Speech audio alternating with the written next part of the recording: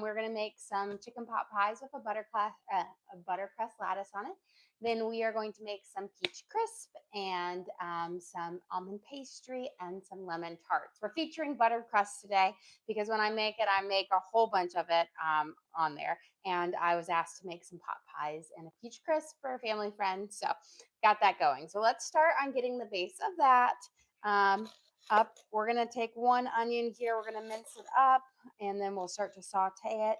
We're going to make our mirepoix, which is just an aromatic, chunky vegetables that we'll saute up. That's going to be kind of the part of the base of our chicken pot pie.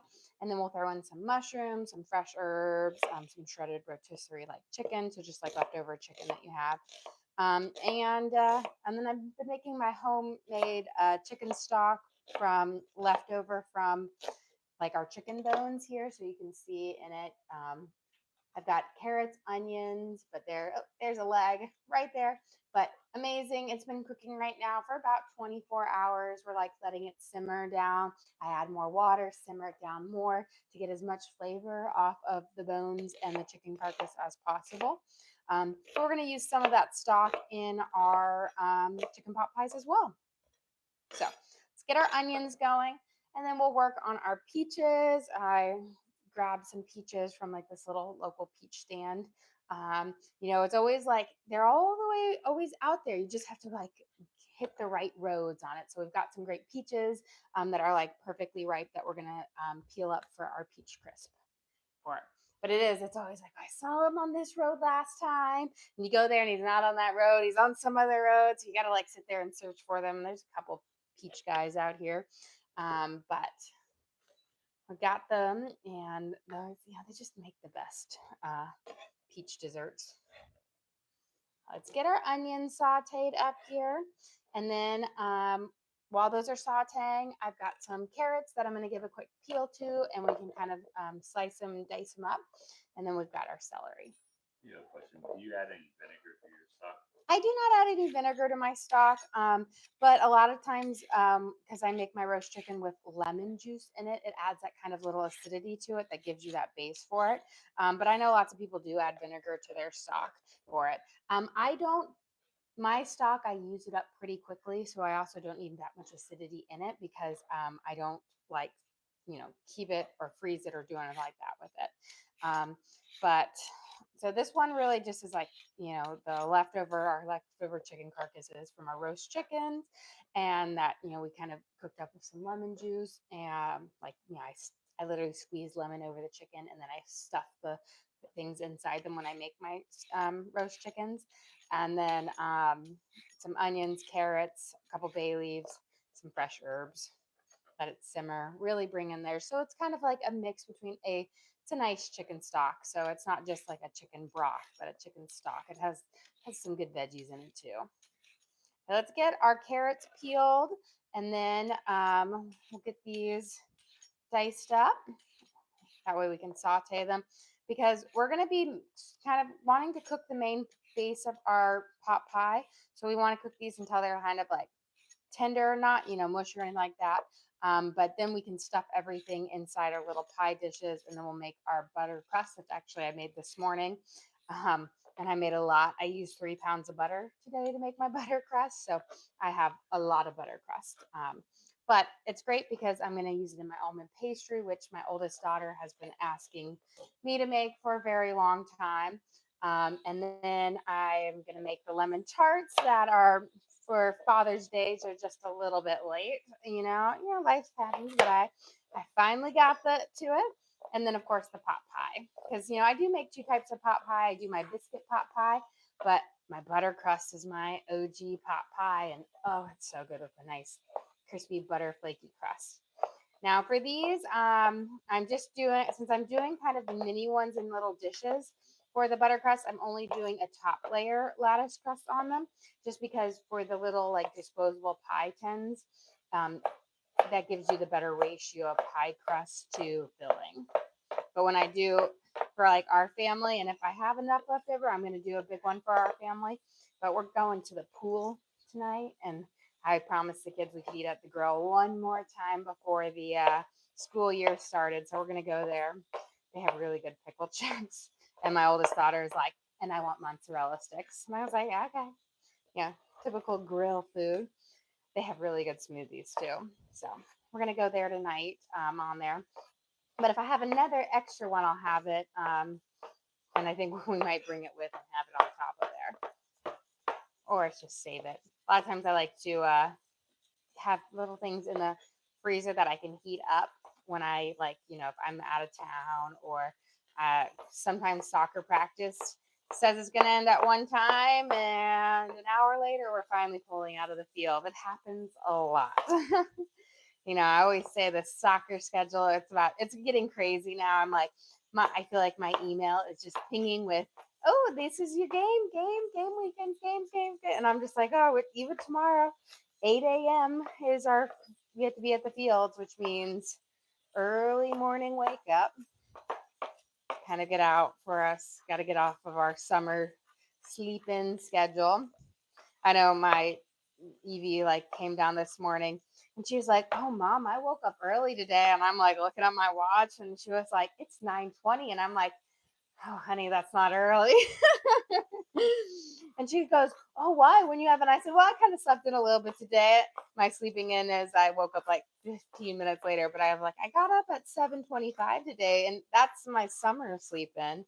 School year. Oh, I'm not sure if I'm ready to go back to the 5:45 days. I'm not sure. It's going to be hard. Okay, let's get these onions. Good stir. Kind of mix it around. But this year, at least, my 14-year-old son, he lucks out because the bus for the high school picks up at 6:18 in the morning. I know, insanely early. Luckily, his older sister can drive now, so they can leave at 7 o'clock instead of really early in the morning on there. So my Evie, she's in middle school now, and their school starts early. She says, Mom, can you drive me to school and pick me up? And I'm like, no, you are the last stop that the bus picks up. And you are the first one that they drop off. You actually get here faster than if I were to drive you. And she goes, I know, but I don't want to ride the bus anymore. I'm like, well, tough cookies. You can either walk home or you can ride the bus, but no. And she's like, why? And I'm like, well, I have to help your brother on the bus, in kindergarten. You literally have to be there when they arrive and pick up. There is no go out there and do it on your own she did in 5th grade. I'm going to give this again a little stir. I just like to stir it every so often. I've got it simmering on a high.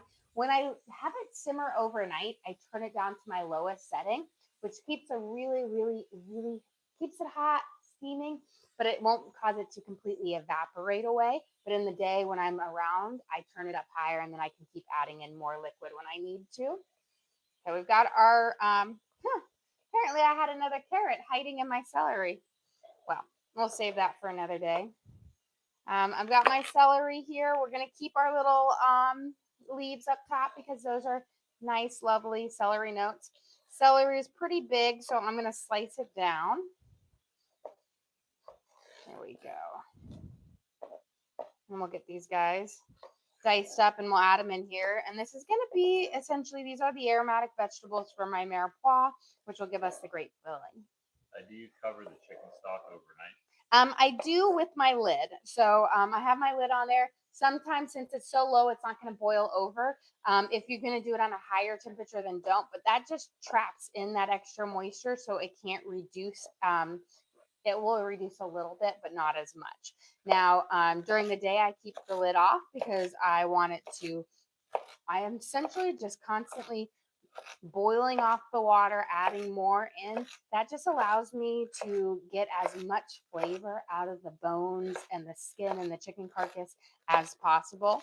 And then I kind of go through there and I kind of as the vegetables get a little bit more tender, I might give them a little mash so that it kind of becomes part of my stock.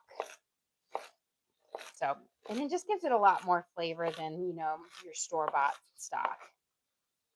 Let's get these last guys all the way down here. And again, the celery leaves are a little bit more mild in flavor than the stalks, but are still beautiful to add in. Let's get this. And I almost you can do a lot of different vegetables in your pot pies, but I almost do just kind of like like a chicken and mushroom soup type base for it. Now it's gonna have a thick broth, like a kind of a gravy like texture to it. But those are like the vegetables and the flavoring that I get with it. So very, very lovely and savory. This is again one of our like favorite fall recipes. Now I do have my chicken pot pie recipe in my cookbook, which is available on our website, which is lcjensenkitchen.com, and also on Amazon. So in there it has the pot pie base plus the butter crust that I do for it, because again that's one of the good old delicious butter crust for it. Now, when I make my butter crust, now I made a whole bunch of it. I told you I made 3 pounds of butter worth of butter crust today. But for like a basic pot pie, this is a huge clove of garlic, guys. That is massive. Counts of like 3. I used a cup of butter, which is 2 sticks. So this is if you were going to do like a normal, just a butter crust for it. Then 2 1/4 cups of flour, a teaspoon of salt, and about 10 tablespoons of ice cold water. And so what you'll do with a butter crust for it is, you cut the butter into it. Like you mix the salt into the flour first, then you cut the butter into it. And then you add in that ice cold water before you do your press and folds, and then you chill the dough. So my dough is chilling in the fridge because that having it nice and cold when you roll it out will give you the more flaky layers, because you don't want it to be like too thick and dense. You want it nice and flaky. There we go. Let's get these minced up nicely. I just want to get this going because this, it needs to cook for a little bit to bring all of those vegetables get nice and tender. And then we can start on our peach cobbler or peach crisp filling. I always prefer to do crisps over cobblers because I love crisps, but I typically will call them peach cobbler, peach crisp, but I'm always referring to my crisp. What's the difference? So cobbler is more like a cake-like base to it, where you have that fruit into it. Like think about you have chicken and like the dumplings type thing. It's more of it has less of the butter and the oats and stuff like that. Actually, cobbler has no oats in it. So it's just a different ratio, but it gives you more of like a cake-like texture with the fresh fruit kind of base on the bottom. And then like the fruit bubbles up into it. And then my crisp has that nice, oaty brown sugar topping to it. So a little bit different, but I love that. I love like a streusel-like crisp. Like sometimes, like I'll make, I do an apple lattice pie, but I love an apple crisp pie. Oh, it's really funny. So yesterday I went to the store and I saw rhubarb, and rhubarb's not common this time of year. And I was like, oh, it looks great. I'm going to grab some rhubarb. Well, my mom this morning was going to take her dog to get a bath. And she stepped into the store, and I think she saw the other 2 cartons of rhubarb at Publix, and she was like, oh, rhubarb, I'm going to get this for Elena. And she grabbed me the rhubarb and bought it. And so now I have to figure out what I'm going to do with, I think I have 6 pounds of fresh rhubarb. And so she was like, well, I'm definitely going to have to make a strawberry rhubarb crisp. And so if I have extra pie crust, I will do that with my pie crust. And I think I'm going to make some strawberry rhubarb jam / compote, which will be delicious. And so lots of things. And then we had to learn we did a whole little research on rhubarb and the leaves, because we were like, is it a fruit or is it a vegetable? And I'm like, it's a vegetable. It was formerly known as a fruit until the 1950s or 60s, and they reclassified it as a vegetable because it is a vegetable. But it's interesting because, growing up in Iowa in the Midwest, you have a lot of rhubarb there because it does not tolerate the heat well. It's a cold weather plant. And then, my mom growing up in Sweden, they had rhubarb everywhere.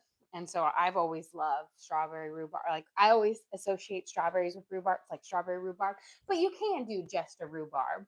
But I like them together. She also bought me a couple pounds of strawberries, so she has in her mind that there will be strawberry rhubarb pie or crisp or something like that on there. Okay, we've got our garlic in there. We've got our things. I'm gonna turn this up just a smidge. Get that. We can get our mushrooms in here, and then I picked a bunch of herbs from my garden to be the herby base for our chicken pot pie. Get these mushrooms in. There we go. We'll give this a nice little toss and kind of coat this up nicely. And then instead of making like a separate gravy, I kind of do like the reverse gravy part is once we have these all sauteed up nicely, I'm going to coat everything with some flour and then we'll add in our chicken stock to thicken it up. And that's how we'll get our thick kind of gravy base for it. So kind of doing like a deconstructed roux base for it. Okay. Now, once these mushrooms have started to wilt and get a little bit of a saute, that's when we're going to know they're ready. But we can prep up our herbs as we wait. So in here, I picked some basil, and then I've got oregano. I've got rosemary. So and thyme. So just some kind of classic base for it, but they'll add some great freshness on there. And my garden is doing so well. Again, it's just amazing how much rain we've had in Tennessee recently. Yesterday I had soccer practice. I didn't even realize it was going to rain, but it's an indoor kind of soccer practice they'd go to, and in there, and you could just hear it, and it was just pouring rain, and I was like, okay, well, we have things to do. So I took off my shoes and I made the dash. And I apparently had decided to park at the complete opposite end of the parking lot. And as I'm running, I looked at all these empty spots and I was like, I could have taken those spots, but no, I like to park in this really far spot because it's under a tree, which makes my car get not so hot. And it is like the farthest spot away from the door. But it's my favorite spot when we go there. Um, so we're running there, get there, and because it had rained so much, the water went up to my ankles. And I was like sitting here, my kids are in their indoor soccer cleats, and I was like, mm-mm. I was like, you guys, sit under the tree. I will back out because I'm not replacing indoor soccer cleats because shoes are expensive. And I feel like they grow through them so fast. I'm lucky my oldest daughter, she's been in like a size 9 for a long time now, and that's wonderful because I have not had to buy unless she wears down on them, I don't have to buy them. My son, my 14-year-old son, who's like 6'2" now, it's like every 4 months he goes up a size. He's like what, 12 or 13? He's huge. And I'm just like sitting here and I'm like, I'm gonna need you to stop growing so fast. It's like I'm fine replacing the shoe when you wear through the shoe, not when your just feet are growing so fast because those are big feet. Nobody can wear those shoes. I can't blame it. I've got big feet. And my mom always growing up, she goes, I wore flip flops all the time. And she goes, if you wear flip flops, your feet are going to be flat and they're going to be really big. And my feet are really flat and wide and they are really big.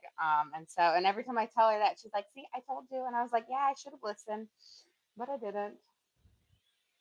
Make sure to tell my kids that, but they all got my husband's feet and they're nice and skinny, although mine are the ones that have the Roman and Greek statues are created. Okay, let's get the last of this thyme on here. And then you know what? Because these all have like a little bit of leaves and they're going to add flavor. And I always strain my stock. Instead of tossing them out, I'm going to actually put them in my stock because they'll add in, again, some more fragrant flavor to it. Just, again, a way you can kind of keep using stuff. I'm excited. I will say the boys, my husband and Torin. I'm sure Jack will help, although his help won't necessarily be helpful. But they're starting on building me my composter. I'm deciding whether I want it to be a 3-bin system or just a 2. I think we'll stick with 2 because that's the space that I have for it. But they're going to build that so I can start composting my little veggie scraps and everything so that I can have really good soil next year because the soil in Tennessee is not as good as the soil is in Iowa. Nowhere near it. It was like when we were replanting our cherry tree for like the 5th time.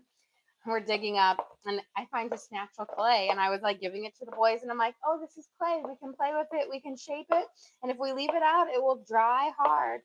And Evie was like, what? You can just find clay in the ground here? And I'm like, the ground is only clay here.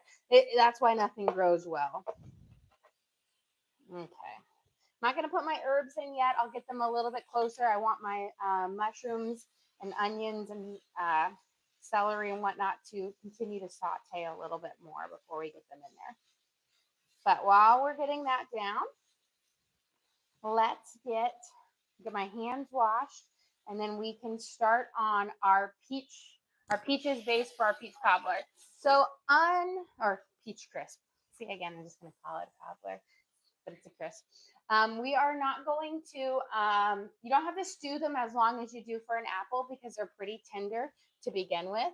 But we'll peel them, slice them up, and get them in here for this. So we've got quite the basket of peaches here. I'm going to go through, I'm going to find the softest ones first because those are the ones on here. And you'll know if they have a good indentation if they're going to be ready to go. And we're just going to see how much I can get out of here. This one's good.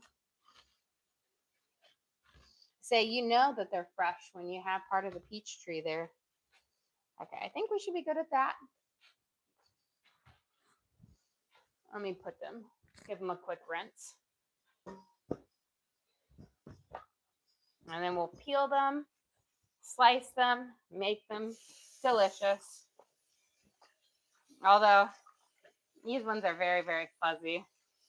I normally always buy nectarines because I'm not a big fan of peach fuzz. But I'm not eating it. I'm not biting into it. I love peaches as long as I don't have to bite them. Okay, sometimes you get one, you just got a little soft course. Just peel that off. It's good. Just means that it probably fell. I at least always take the skins off because I don't like the skins in there. They do get tender, so they're not like an apple, but they're still fuzzy to me. Here we go. So take them off, and then we'll slice them up. When you stew your peaches up, it's really like a minute that you just need to bring it to a boil, let them sweat out a little bit of your juices. That way you can add a little bit of cornstarch to thicken it up. Otherwise, it's a little too juicy. Peaches are very, very juicy. But they're much easier to peel, I say, than apples. Well, thank you, Judy. We appreciate that. We'll get these guys out. And we'll slice them over. And then we'll get them up into our little crisp. I'm going to just season my crisp with we'll do a little bit of cinnamon, a little bit of sugar, some fresh lemon juice, a splash of vanilla, a pinch of salt. And that will just be kind of our base going for our peaches. And then I'll make my crisp topping with it.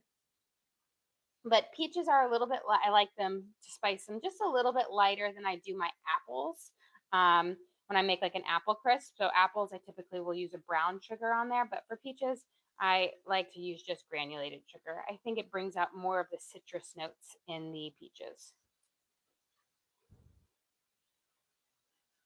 There we go. Just about. Getting all of that skin off. Again, you don't have to take the skin off. You don't want to, but I just find that it works out a little bit better. Now, I cut my peaches again a little bit thicker than I do my apples simply because they're more juicy. They will get more mushy. So giving them a little thicker base just helps them keep their form a little bit more. So we'll get these guys and then slide these over here. And beautiful. So that is 2 down, 6 more to go for it, but worth it. Especially right now, like I say, you can get peaches everywhere. It's like you go outside and everywhere except when you're going to sit there and you actually want to go buy them. And then you're like, where are you guys? And I always see like the boiled peanut kid out there, and I'm just like, I wish I liked boiled peanuts that much. I know I always sit there and I'm like, I tell my kids, I was like, we go to a lot of soccer tournaments. One of you guys should like bake something or do a lemonade stand there. I said, I bet you'd make a good penny. But then they're like, we'd have to work. And I was like, we'd have to work. Working is hard. My oldest daughter, she's slowly realizing that, I want things, but things cost a lot of money and I can't make a lot of money as a kid. And so she's like, what are some chores that I can do? And she's in the beginning, she was very picky about her chores. And now I think she realizes that a little bit of money doesn't go that far. And she's going to have to start doing a lot more chores to get some more spending cash. Here. This. I'm going to peel this up and then we'll give our kind of our mirepoix a nice stir. Then we'll probably throw in our herbs and get our chicken tossed in there, and then we'll make our gravy base for it. And then we can probably start rolling out those pie crusts to kind of do the lattice topping on them. We're doing a bunch of mini, like individual pie things because that's what my friend wanted. She loves to freeze them down, and she's in like her 70s, so and she lives by herself because her partner passed away like earlier I guess it was last year.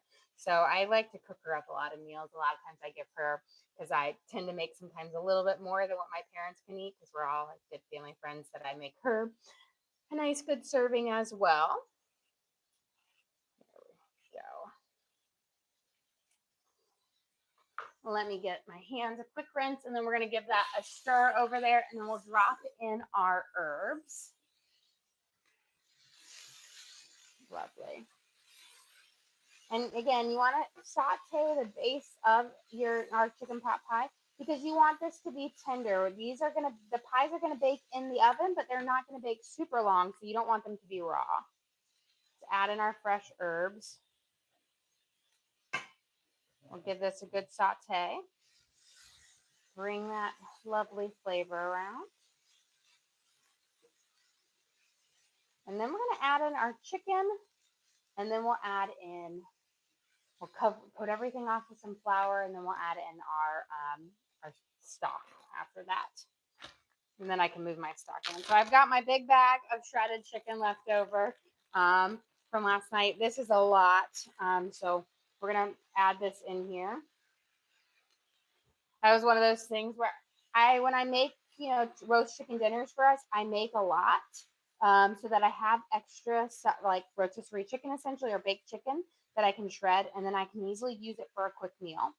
And so that's what I did. We baked up our chickens last night, and then we used our stock for it, and or the rest, like the carcasses for the stock. But just having plenty of chicken here because I knew I wanted to make these chicken pot pies. Just works great.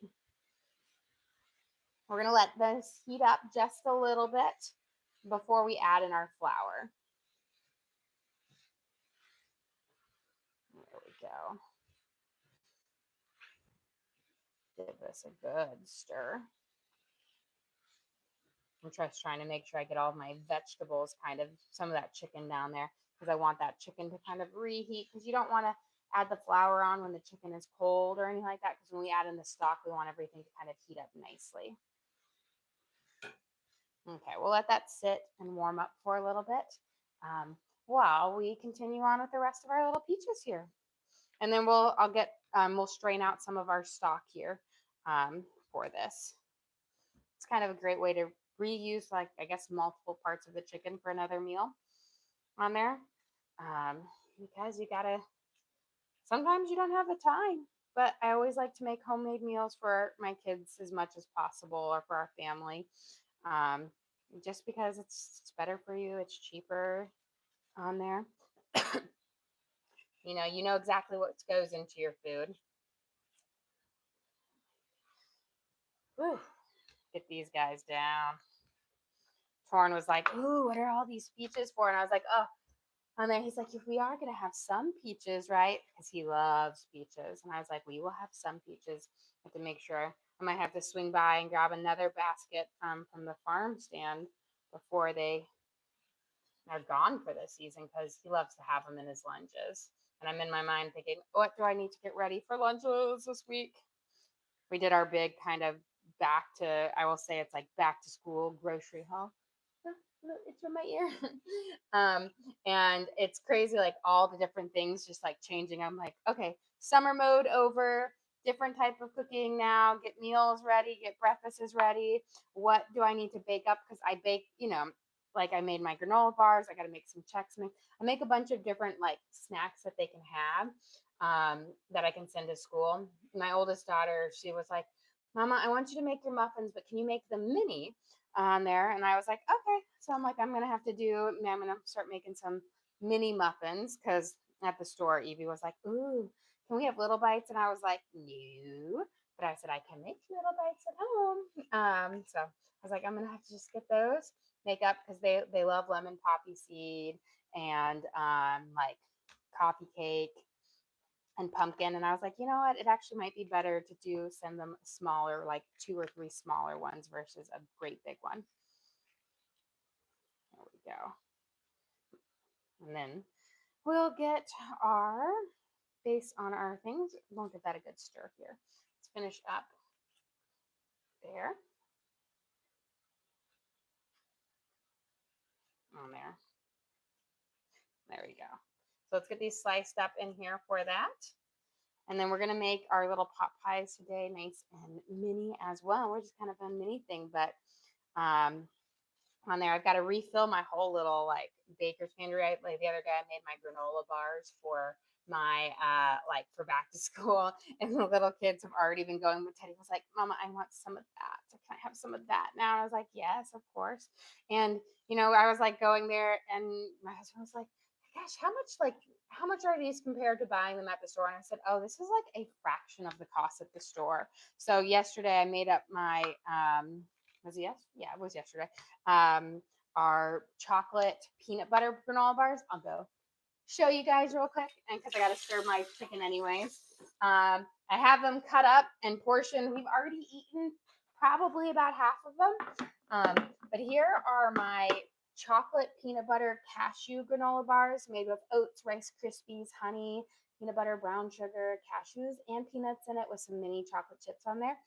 And they are nice, really dense. They're heavier. So I have them kind of cut up into smaller squares, but one of these squares is like equal to like 1.5, sometimes 2 regular granola bars.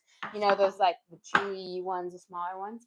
And I will say, like, I kind of factoring, I was like, oh, that was probably less than $10 to make it, but I probably got $20 or $30 worth of granola bars out of there. Just based on, because if my kids eat granola bars, a lot of times if you buy the store-bought ones, because they're so small, they'll eat like 2. But these are just perfect to pack in there, especially for sports and on the go. You know what's in there. It's like 5 ingredients. And so much healthier. They have that honey, and the peanut butter tastes so good. I said, I'm like, oh, I'm going to put because I have my classic kind of granola bar in our cookbook, but I'm putting the chocolate peanut butter one because that's become our kids. They love the other one now. This is their new favorite one. I also do like in the fall, do like a pumpkin spice one with white chocolate chips and pumpkin seeds and pumpkin spice seasoning. That one's really good. For it. But it's like a really easy thing because it's like, especially with groceries costing so much nowadays, you can make so many things at home that taste just as good, if not better, using real ingredients on there. And, we're a large family, and it's like, yes, our grocery bill is expensive because we feed 9 people every day. But there's ways to really bring down the cost. Like I make my own bread, and that, for like the sandwich bread and stuff like that, it's so much better. But the price is, I save like probably $2 a loaf making mine own because mine is bigger than a standard loaf. But like sourdough, I can make my big loaf of sourdough for, I calculated $1.75 versus at the store you're paying like 10-15 bucks if you go to the farmer's market. On there, it's the same thing. It's like a box of Little Bites muffins cost like $6, and I can make a dozen full-size muffins for half, like $2, on there. I'll have to do. I always sit there and I'm like, oh, I need to go through and do a little price check. My mom has like this cookbook that she used to cook out of all the time when she was, you know, like when the early years when she was kind of, my parents got divorced when I was 5, and so she was like a single parent for a while with a lot of kids, and so she was budgeting at the time, and this was like, and so she has in the cookbook actually written down the cost per serving for certain recipes, because it's like she had a great job, and she was a professor and everything, but you got a lot of mouths to feed. It takes money, and it's so interesting. And I was like, I would love to go see what that is from like the early 90s into what it is now. I almost want to see what the comparison of it, because I always sit there and I look through it, and she was like, oh, these were like, you know 10 cents a person to make these. Judy sent you. Well, thank you, Judy. We appreciate that. I have finally sliced up all of my peaches. Now I am making a double batch of my peach crisp on here. And I do have my peach crisp recipe in my cookbook as well, which is available on our website, which is lcjensenkitchen.com. It's also on Amazon.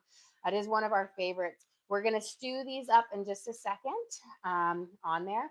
I'm going to get them going once I can take this behemoth of a pan over and let it sit for a little bit. I'm going to first coat some flour over our chicken base, and then we'll add in our stock to make our little gravy. Now we have all of our fresh herbs in there, and I'm not adding any salt because my chicken stock has salt in it. It's, like a reduction, so it's a little bit more salty than like your classic one. So you typically don't need to add anything else in there. We're going to start with our flour. We're going to coat over. I have a lot in here, so I'm going to start with about a fourth of a cup to like a third of a cup of flour.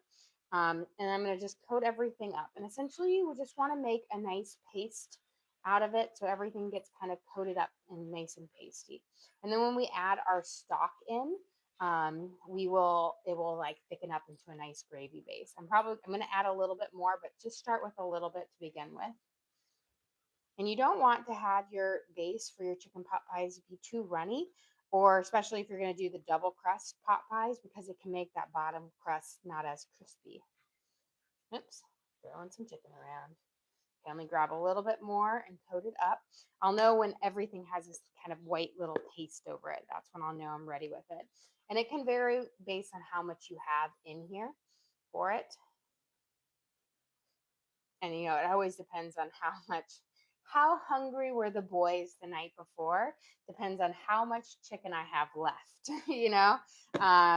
and that's kind of where with them, because these boys could be very, very hungry. Like I told you the other day, Teddy, he normally will eat like 1 to 2 meatballs. He ate 4 meatballs, and they were good though. He had five meatballs. I guess he did steal one of Jack's meatballs. 5 meatballs, and these are meatballs that are like the size of golf balls. And I was like, dude, how are you eating this? I'm saying he must be going through a growth spurt. Like today, he had some muffins, and then he had a whole big slice of sourdough toast with Gouda cheese and salami on it, and a whole banana and a whole peach. And I'm just like, where is this food going? I was like, oh boy. Okay, this looks pretty good. What I'm going to do is I'm going to get my fine mesh sieve, or like colander, this guy. It's pretty much a straining one. I don't ever put pasta there because the pasta will stick through it. And then I'm actually just going to ladle my stock right over this, and then save the little bits, throw the bits back in here. We'll add more water later, continue cooking it down, because again, it's all about making it delicious. So I'm going to move this a little closer, otherwise I'm going to end up spilling some. And I'm going to probably put about 3 or 4 cups worth of stock in here. But this way I can continue to simmer down and reduce it even more. I'm going to give it a good stir here in just a second. But you see a lot of it gets stuck. You have a question? What's in the green pot? The green pot is my homemade chicken stock that I've had simmering since yesterday, afternoon, evening-ish. And I'm using it in my recipe here. We're also gonna continue to simmer it, and then I'll save some. I'm gonna coat everything up. We're gonna add more, but to kind of get working on there. But you can see how, even though several ladlefuls in, I still need probably twice as much as what I put in here. But it will give you all that great flavor, and it's gonna make this really, really delicious. And I will say, I like a good gravy base in my chicken pot pie. Each ladleful is about a fourth of a cup to a third of a cup because there is a lot of other stuff in here. So normally I'll have this already here, but I'm going to add some more liquid and get it going and continue to cook it down because, you can keep cooking. I mean, you can essentially cook it until your bones completely almost disintegrate, and then you have like a bone broth there. I don't go quite that far in there, but I go until they're soft. And then I will put everything through my sieve on there, and then I'll put it in like a jar or container, and I'll have it in my fridge. And I typically use it up within a week or so. There we go. Much better. And then I'm just going to taste just in case, because again, this chicken stock is a concentrate. Now, I didn't add any salt or anything to it, but I always want to make sure if I want to add more or if I want to add a little bit of water to balance it out, because it just depends on how much I've evaporated it off.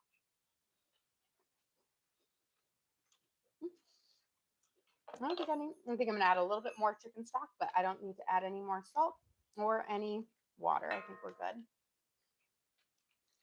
But I do like mine in a nice gravy base, so get a little bit more in here. And I'm going to put the rest of those back in here. And then what I'm going to do is I will set this over here to let it my pot is going to stay nice and hot. But that way, when I'm done cooking, I will pour in probably like 5 more quarts of water, and we'll let it simmer down more. Beautiful. Now that is going to be delicious. Okay, let me get this guy. I will say, let me clear this off. I don't need this. Words to the wise. This pot, it's my jumbo. I call it my chili cooking pot because I make my famous chili in it. But it is heavy. It is pure cast iron and very, very heavy. So I'm going to move it over here. I'm going to put my lid on it just to keep in the heat in there. But it should be good sitting here for a little while. Then I'll add more water and cook it back up. I have a question. When you add more water to the stock, do you need to add more salt? No, I won't. Let me turn that guy off. I won't add more salt to it because when you cook off the water, the salt is staying in the pot. It's not disappearing. So if you keep adding more salt to it, then yours will be very, very salty. So I add more water, I cook it off. That salt content will stay the same. The water just evaporates out. And so it's very concentrated in there. So don't keep adding in salt or you'll have a very, very salty base to it. And then taste it when you get to your final, thing. You can make it to where it's thicker. You can make it to where it's really a thinner broth. I tend to do like nice in the middle, a little bit thicker than a classic chicken broth because it's a bit more hearty on here for it. But again, you can always adjust the saltiness there. When you add water, it's going to be diluted out. So you don't want that to be at your salty level. You want it to be when it's diluted down at your salty level. And sometimes it's a little bit more because, again, you're going to add it as like a flavoring. We're going to add in a little bit of butter here.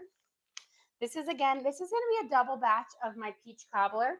So not quite as much as I would use, I'm going to use about 2 or so tablespoons of butter in here for this. I'm going to give it a good push that butter down to the bottom on here.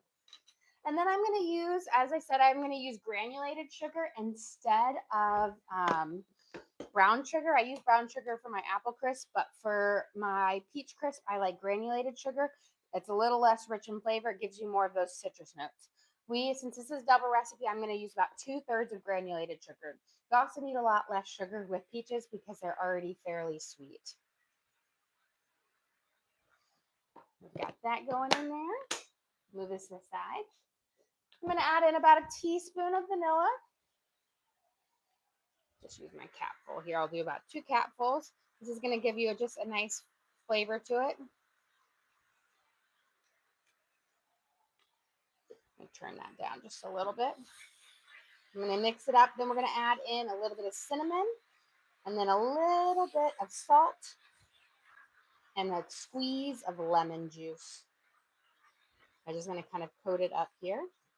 Beautiful. And let's get just a pinch of salt. Just enhances the flavor a little bit. Let me grab a little knife over here. Some fresh lemon juice because it adds, just like with that, it adds a nice bright freshness. A half a lemon will do, as long as it's a pretty juicy one. There we go. Grab that seed. Don't sink. There we go. Sometimes you get really seedy lemons, and sometimes, and then about a teaspoon or so of cinnamon. You can completely skip the cinnamon if you want. Sometimes we'll add in a little bit of nutmeg, but I'm just keeping it pretty simple today. I want the peaches to shine. And again, we're just going to let this simmer for about a minute or two, not very long, just enough for those peaches to sweat out a little bit of their juice. And we're going to add in a little bit of cornstarch. That way our base isn't too soggy, like too wet. Let's get our crumb topping for this going. I'm going to again do a double batch. Let me grab a little piece of that peach out of there. And I need my butter. Since it's a double batch, I need a whole cup of butter. I'm going to melt it. So we'll just put it on here. And then we'll mix it with a cup of brown sugar and some oats, a cup of oats, a little bit of cinnamon, a little bit of sugar, some baking powder for it. Just getting all my butter in there. Sometimes you get it and it gets stuck over here. Okay. And then let me grab, I'm going to get my back burner on. While this is starting to melt, let me grab some of my pastry out. So I told you this morning, I was making butter crust.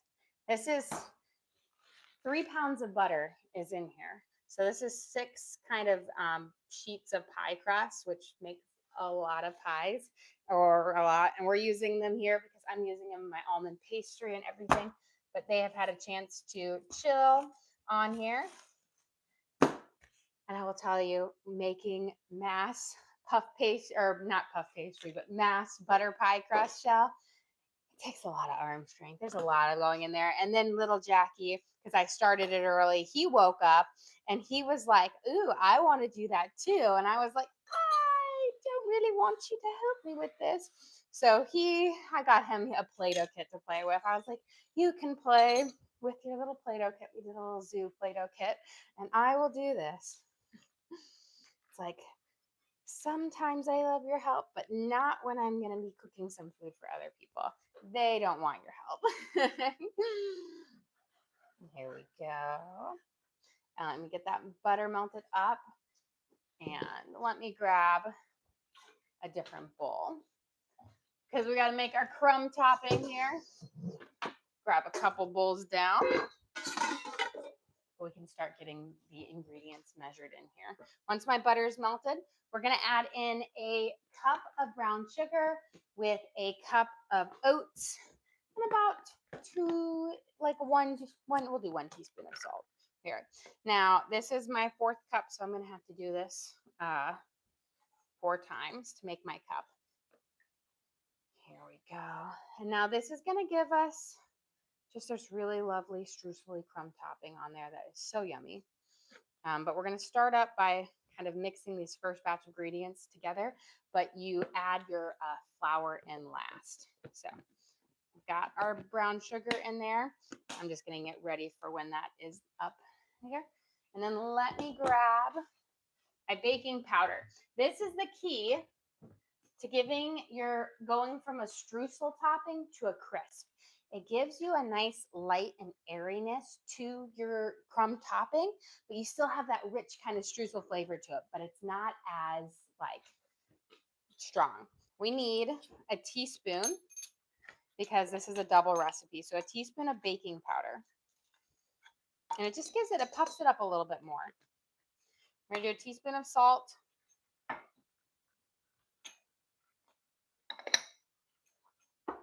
And then a teaspoon, a heaping teaspoon of cinnamon. Let me get this mixed. And then we're gonna add in, we'll add in a cup of oats as well, but I'm gonna get a fork to give this a stir and mix this up. And then my butter should be just about melted here. We'll add that in there. But we'll mix all those ingredients together. But let me get this kind of broken up here just a little bit. There we go.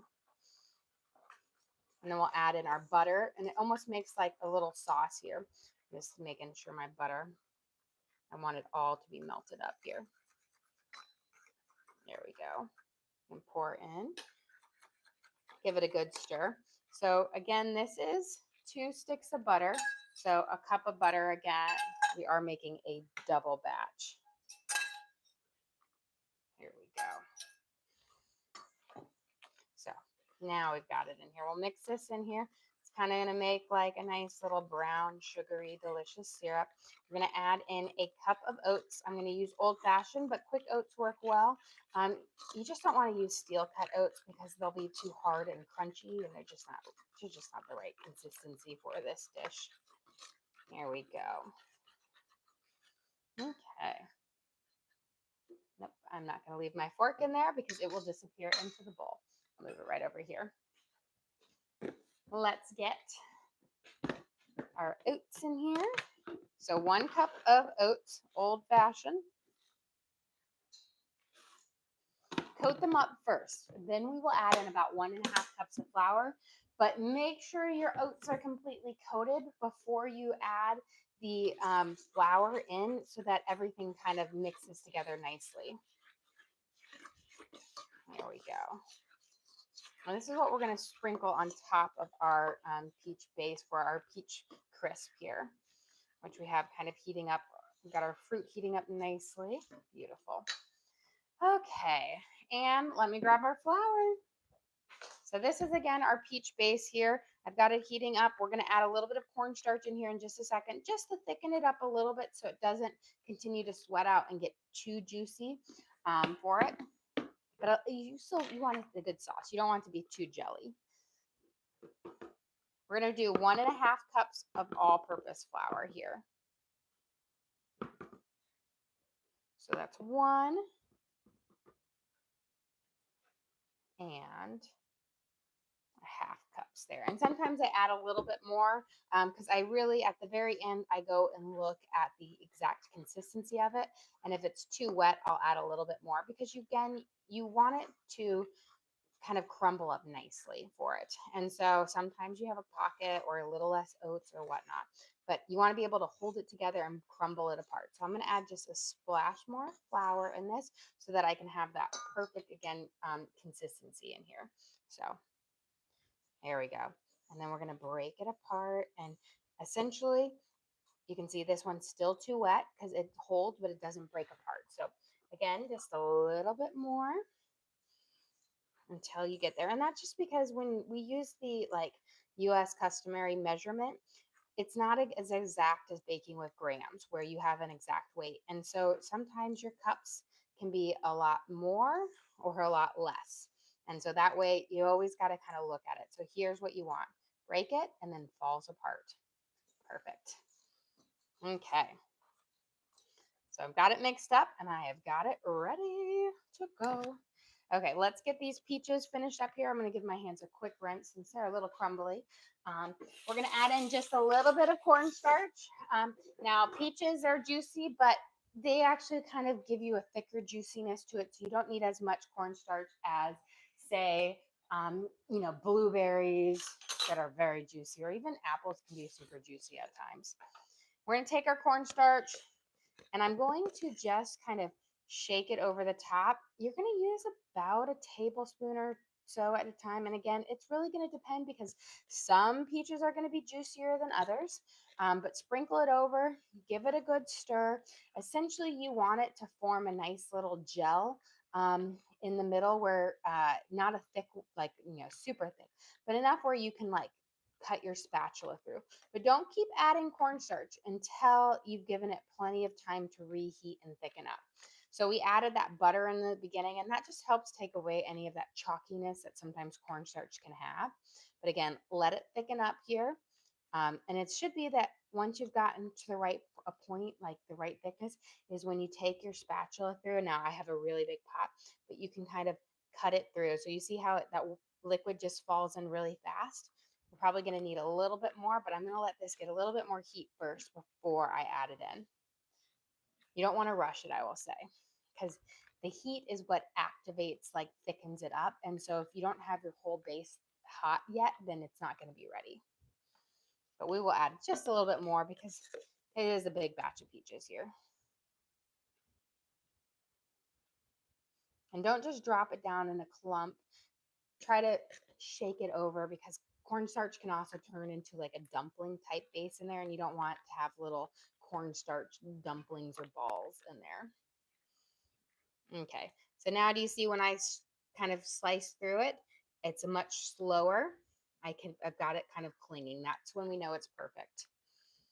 Okay, beautiful. And now, since this is going there, a lot of times at home, I would just coat it with my things, although I typically do it in there. Because I'm making this to go, I've got my 2 aluminum foil dishes that I've got prepped and ready. This works great in the loaf pans, or you can also do it in the baking ones. I like the loaf pans in case it bubbles up. It makes your oven, doesn't get messy. We're going to evenly divide it between the two. Just let me move this over here real quick. And I think a ladle will probably be my best bet to move this as evenly as possible without spillage.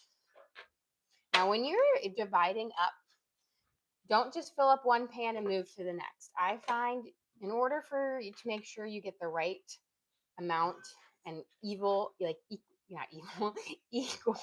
like peaches that are good peaches, not just mushy pieces at the end. Thinking of Jack? Yeah, I am thinking of Jack there. You want to kind of scoop in each one. And that just, again, assures you that you're getting the right amount of peaches in each one, the right consistency. So it's not just the bottom of the pot for one. Here we go. Oops. Lose that guy. So good. Beautiful. Now, this guy can go over here. And let's add our crumb topping here. And the same thing, I'm going to go with my crumb topping. I'm going to do a big handful on one. Then we'll move it over to the other one. And that just ensures that it gets evenly kind of, mixed around.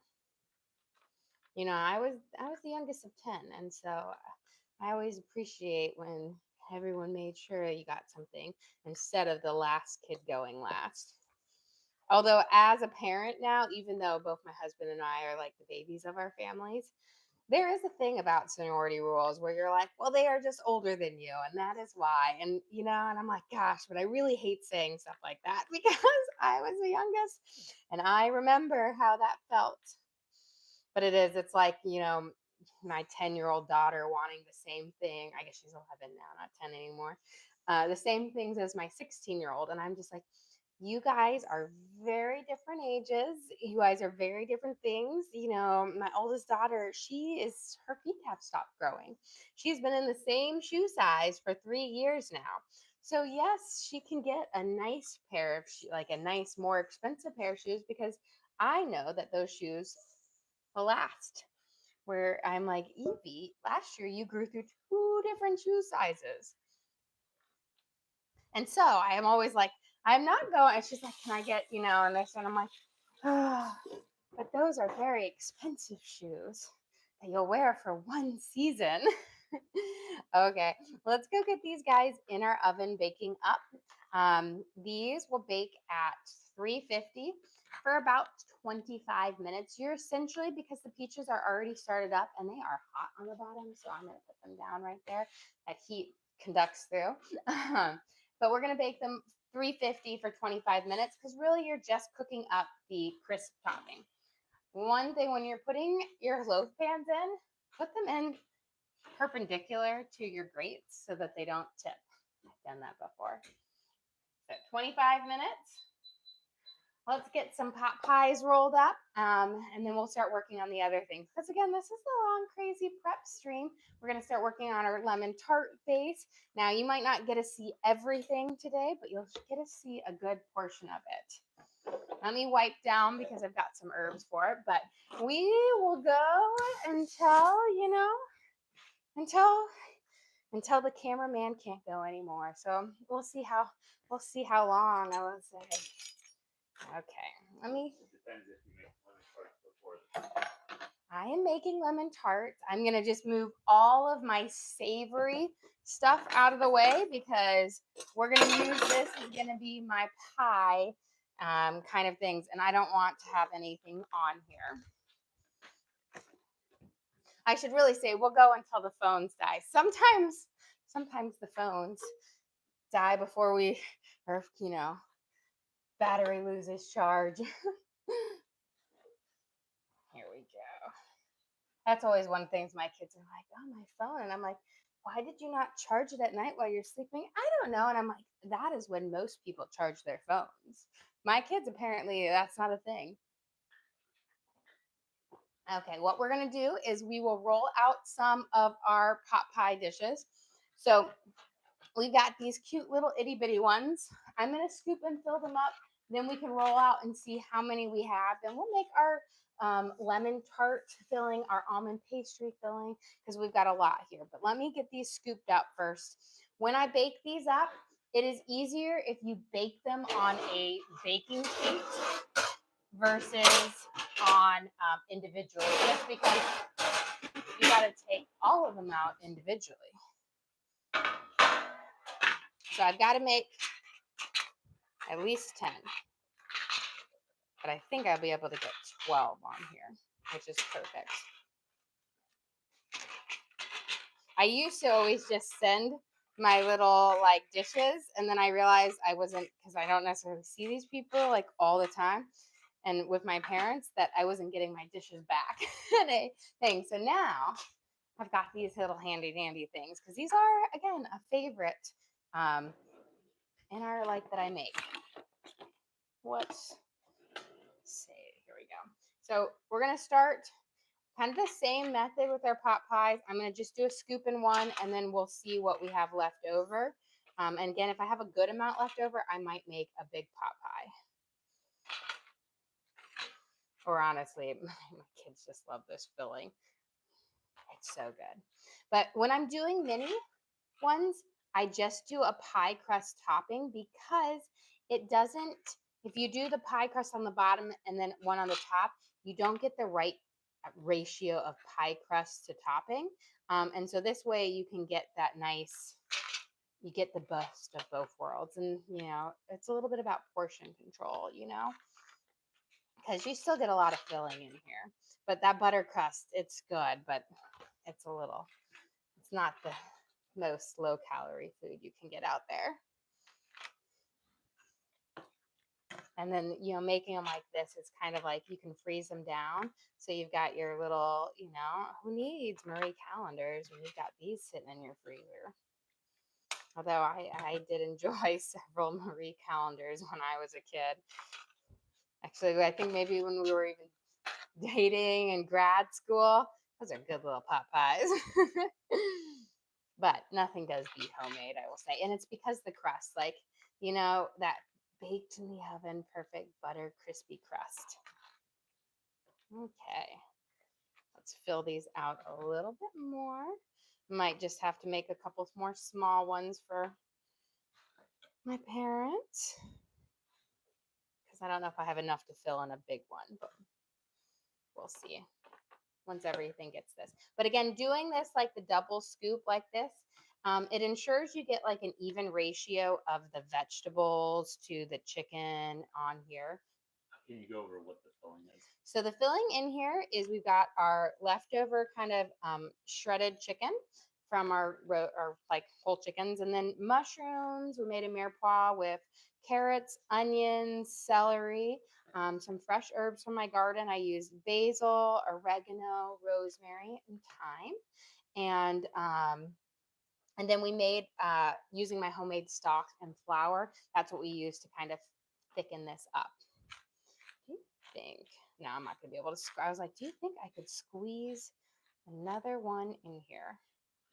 No, I know. And you always say, don't try to force it, but I do. I will have enough filling to go with another one. So I'm going to make this to the side. This will just be an individual one that we bake up on the side.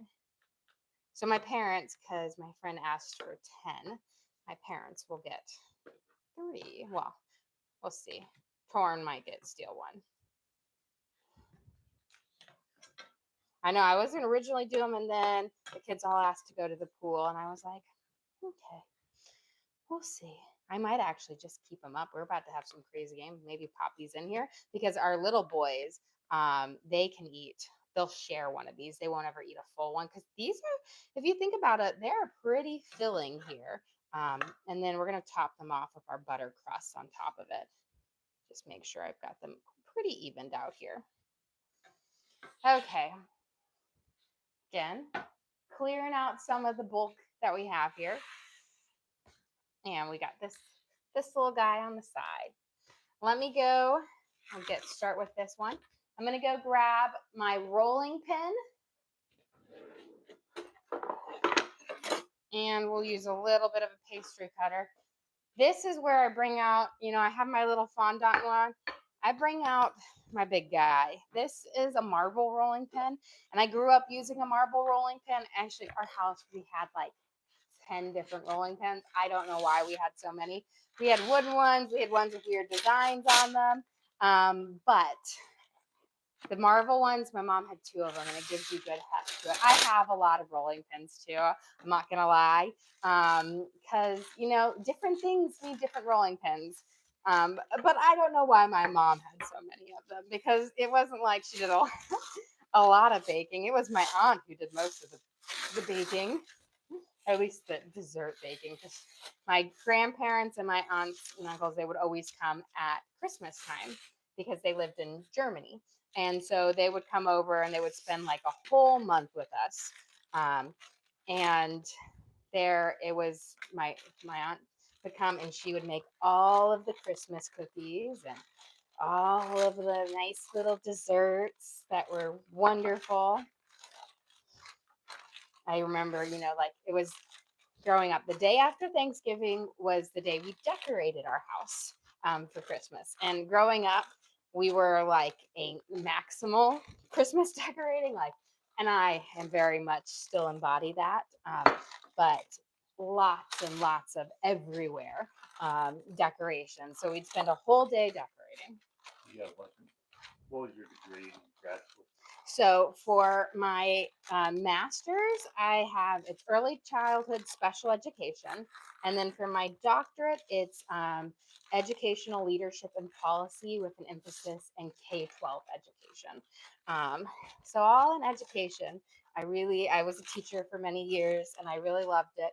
When I became pregnant with Teddy, I decided to take time off and be home with the kids for a little while because I could do some consulting from home and, have a different pace in life.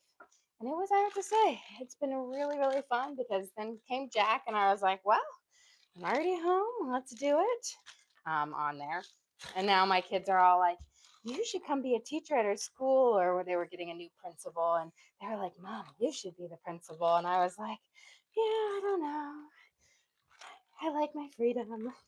Or it's not even like freedom, but it's like I like being able to pick my schedule and being home and being able to be for all the sports because I swear from the time school gets out till about 7:30, 8 o'clock at night, I am a chauffeur.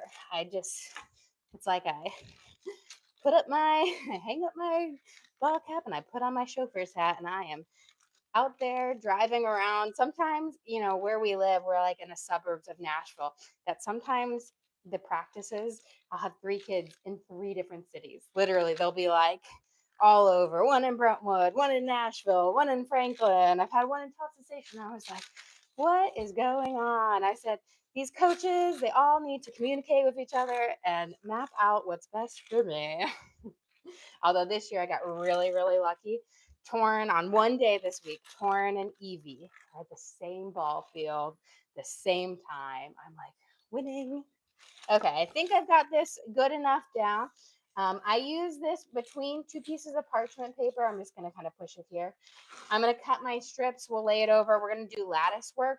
So you don't have to cut out the circles like you do with a pie pan, but makes it a little bit easier here. And I've got a little pastry cutter. You can use like a knife. I'm going to see exactly how big. Okay, so I think I cut, let's get this guy. Kind of cut off these edges.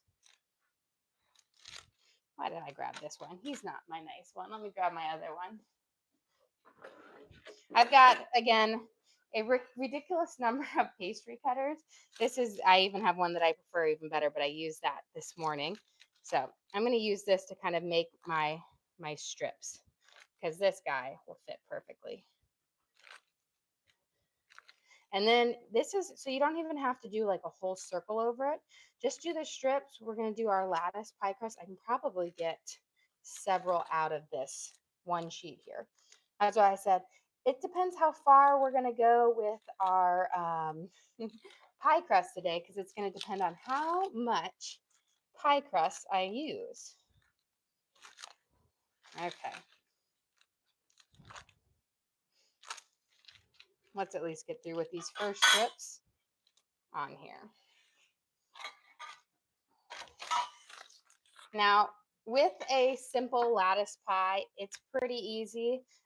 First, just start by laying your strips over, and then we will weave them. That way you know exactly how many you're going to need to go across. Here we go. So I think 3, maybe 4. I think I can get 4 in there. I'm going to do a thick kind of on that way. And then I'm going to do across the other way, and then we'll trim off the edges and kind of give it. So this is where you're going to lift up, under. So you kind of do, you're back and forth with it. And then the other one, so that one was under, now you're going to go above. That's why I said the first ones you lay, the second ones are the ones that you're actually going to do your lattice kind of crust on it. And now when I'm doing like a full-size pie, I have that bottom pie crust underneath it. But with this, I do it that way because it's a little bit easier to go. I think I'm going to do one more right there. I think one more. But it doesn't need to be a full-size one. And then let's get this guy up, over, under. There we go. And now we'll just kind of pinch it around on here and just move it. And then what we'll do to make it all pretty is we will get our fork.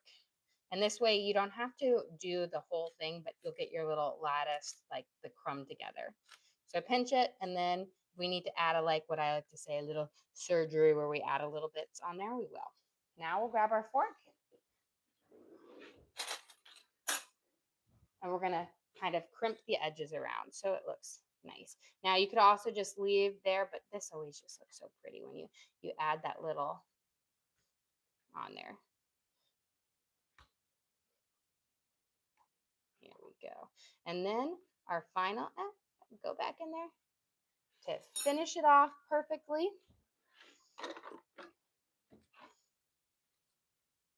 Just take scissors, and then we'll just leave those apart because if I need the little pieces to make like a little patch and filling, we'll have it right there. And there is our beautiful lattice pie work here. Okay, let's get these down.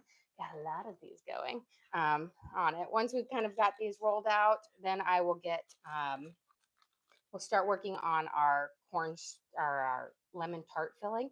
So I use my pie crust for it, but the lemon tart filling will have it needs to sit and cook, so I've got that out there. It's yummy. It's, again, my husband's favorite. And I always say lemon, but it's actually a lemon lime tart. So I use both fresh lemon juice and lime juice because it brightens it up a little bit more on there. And it just makes them so nice.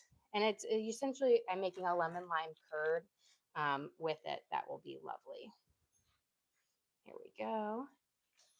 Get this one up and over. Now, for the pies, if you want to, you can brush them with an egg wash. That will give them a nice brown, shiny look to it.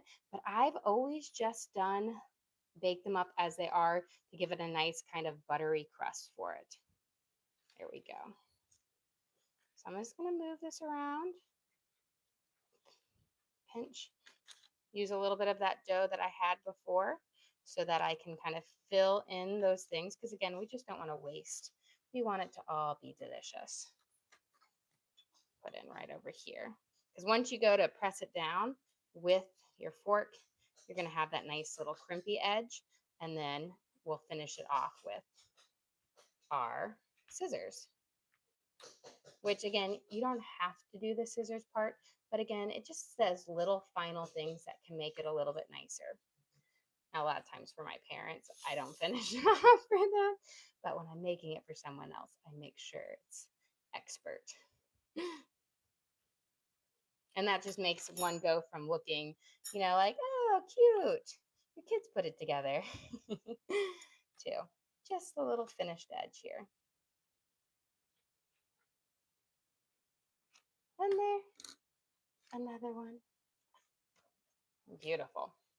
Okay, I'm gonna get this cut out and laid out because once you roll it out, your dough warms up. And when it warms up, then it's not as easy to work with. When they're stuck and they haven't been rolled out, they stay cold longer. So we'll get this up here. Now, to make these, when these pie crusts bake up, they actually get they puff up because I use my press and fold method, which gives them flaky layers. And that just makes them so nice.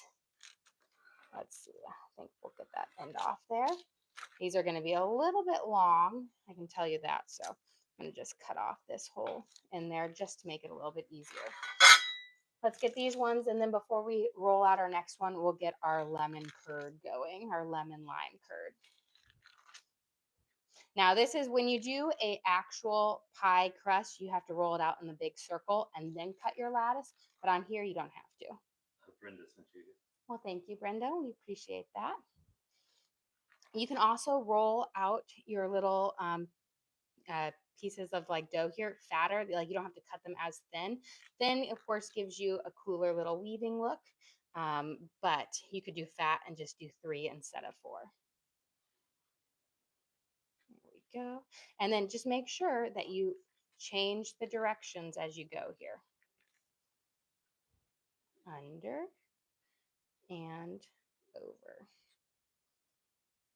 And with being on here, I do a slightly thicker pie crust because, again, we are not doing that bottom layer. So you want to have that good pie. Whoops, I'm here.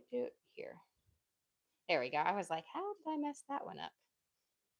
And so you want to have just slightly thicker to give you a little bit more. This one, I don't think I need to do any extra added on. Now you have a question. Do you have enough dough for all the pies? I do. So this, I have 6, well, now I'm down to 5, but I have 5 pats of dough and I can do 4 with it. So I should have enough on there. Plus there'll be a little bit left over for each one. And that will be fine because these little ones can even be used for my lemon tarts because it's just base pie dough that you push into a little tart pan. As long as I make up the tart, the lemon tarts will get baked. Here we go. This one's got a lot of love. Beautiful. So that's why I say typically when I make lemon tarts, I always make almond pastry. But today I was like, we can make this as well. Save these. And let's get this last one right here. And then we're going to start with our lemon tart thing. So with our lemon tarts, we are going to start with 1.5 cups of sugar, 1.5 cups of water. and then 7 tablespoons of cornstarch. And you mix that in there until it thickens up. Then we will add in 3 egg yolks. You mix that in there, a pinch of salt, and then you remove it from the heat. And then you're going to add in fresh lemon juice and lemon lime juice and zest on there. So there'll be lots of good stuff coming in. Okay, let's get these on there. A lot of times, last time I did this, I remember I had help. My husband helped me weave last time. I'm gonna actually, yeah. See, I will say if he is given prepping directions, he's actually a really good sous chef.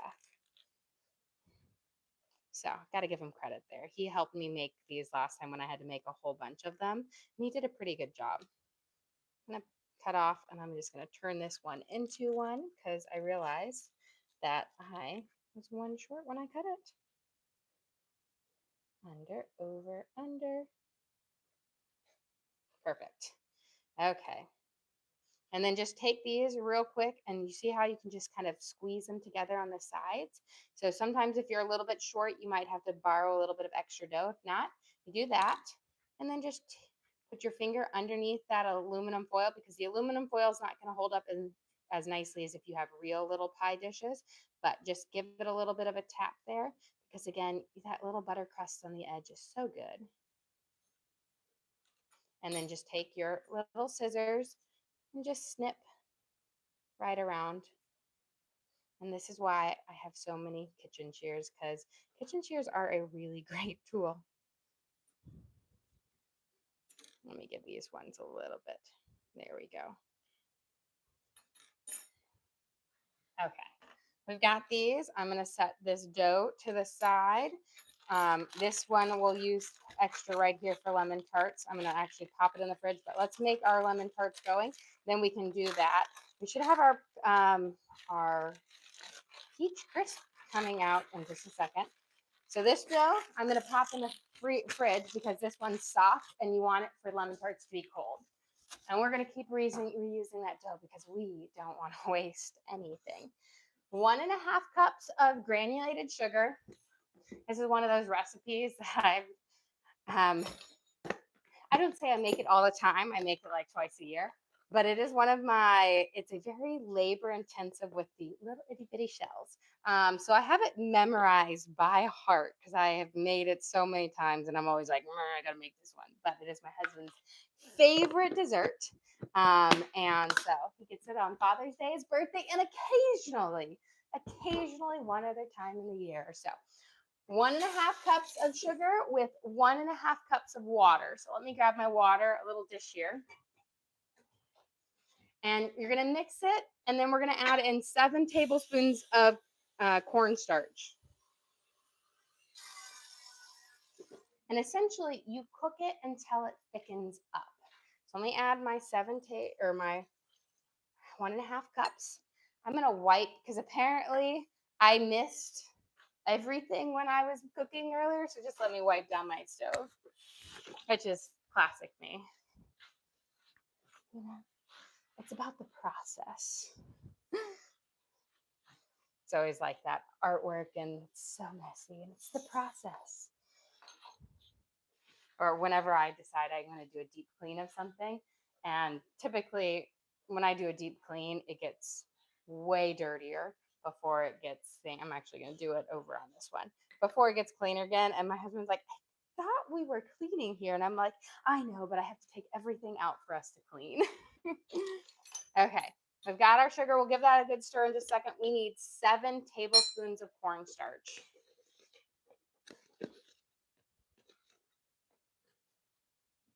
1, 2, 3, 4, 5, 6.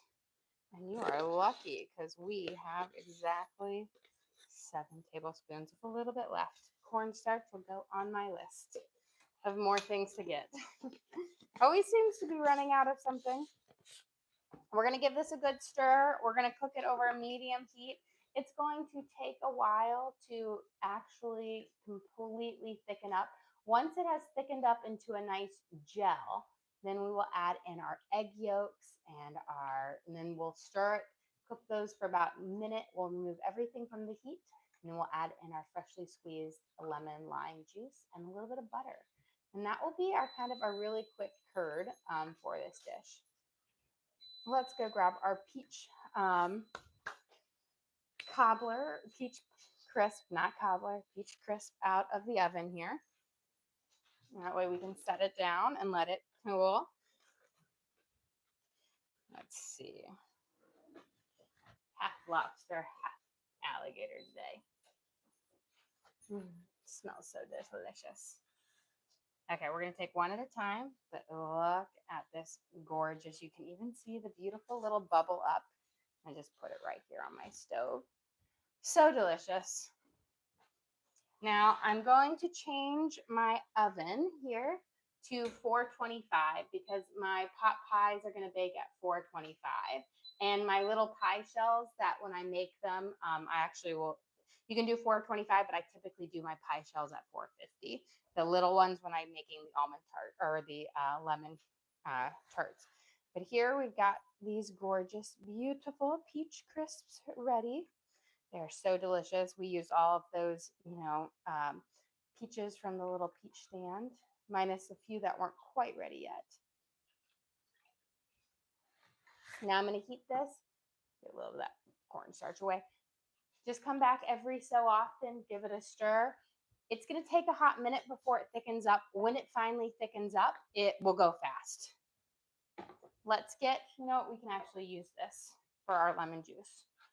And just drip out the rest of that. Let me get my little squeezer and my zester. I'm going to get my lemon lime juice ready so that when it is, I'll have it on there. So we need a little bit of parsley there. Half a cup of lemon lime juice. So I start off with my lemons and then I add, it's typically about 4. I like to do fresh, none of the concentrate. It just tastes better. And then we'll need, and I'll get my seeds out when I'm done, but we'll need and we'll add in some zest from both. So I had this half already. So before I do it, I'm going to add in my zest. And you need about, a teaspoon of each. So a teaspoon of lemon zest and a teaspoon of lime zest. And then we'll get our lemons all up and juiced. Now it's going to vary how many lemons and limes you use because sometimes you get super juicy ones, sometimes you get dry ones, sometimes you've got a huge lemon or a smaller one. But you need about a half a cup, and I find that it's around 4, like 2 of each. Okay, that's our good. Let's get our lime zest in here. Now you could do straight up lemon and make it a lemon, things, but I love the lemon lime. It gives you a little bit more zing, on there, and it's just as lovely. Let's get these. And a little bit more. Again, you don't need a huge amount, but again, enough to, it adds a little pop of color into it. Because your curd will be like a yellowish because it has a egg yolk in it, and so of course you'll have that yellow coloring from it, but you don't actually get like a coloring from the juice. There it is. So let's get this in here, and then and then I will fish out my seeds when I'm done, but sometimes it's just too hard. You never know how many seeds you're going to get in there. And then we'll get our pie crusts on our last little bit, and we'll get those baking up in the oven for it. But I just want to have this ready. And hopefully we'll get those out. So lots of baking today. What are we at right now? We are at about 1/4 of a cup. And these are very juicy lemons or limes. Sometimes I get limes and I'm like, there's nothing in this lime. Okay. It should be perfect. And we'll get these guys, and then we'll just let this rest. I have my eggs set to the side so we can, we'll get those going. There. We're almost. Just about. One more little line. And I might not even need the whole one. And then we're going to give our base a little stir. There we go. I think we'll be good. We'll have half a line here to use for another. Let me get my hands a quick rinse. But we have that nice and ready to go. So we're going to give this a stir, medium heat. You don't want to rush it. I will say, you don't want to rush it. That way you don't have to stir it as frequently. But if you want to sit here stirring constantly, you can do it a little bit higher. You just have to be, once it starts to get hot, you have to be very cognizant that the bottom is actually going to thicken up first. And if you leave it unattended, you can like scorch it or burn it. So I've got it over about a 5 or a 6. So it's got a good base there for it. Let's see. Let's get this guy rolled out. Can you go over what's in the curd so far? So yes, right now we have 1.5 cups of sugar with 1.5 cups of water and 7 tablespoons of cornstarch. So that is all we put in right now. We'll stir it every, so often. Just give it a quick stir. Once you start to notice it thickens up, and that's after about 5 or so minutes, then you're going to want to be over here a little bit more frequently. You're going to stir it until it forms a thick gel. Then we will add in 3 egg yolks, and that will kind of make it our curd part. Start game planning. You got about 25 minutes based on battery. Okay. Start game planning. Well, we will get I'm planning to get these in the oven. We can take a pic on it. I can maybe make the filling for my almond pastry. Yeah, see, it's technology. Because today I was like, oh, this is going to be a bake-a-thon. But then, I always sit there and I'm like, I'm going to have almond pastry. I have granola bars. I'm going to have lemon. Oh, I was going to say, there will be no lemon tarts. Lemon tarts will maybe make it to midday tomorrow. Maybe for it. You got a question? What number on your stove is a medium?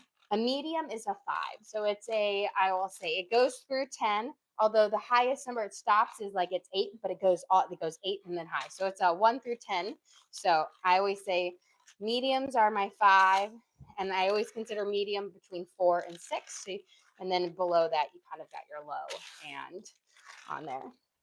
We'll roll this, guys, out. Give these a good stir. Beautiful.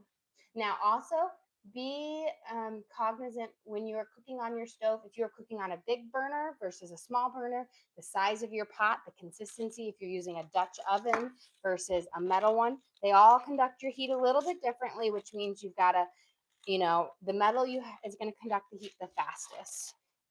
And so that can change how long it takes for something to cook as well.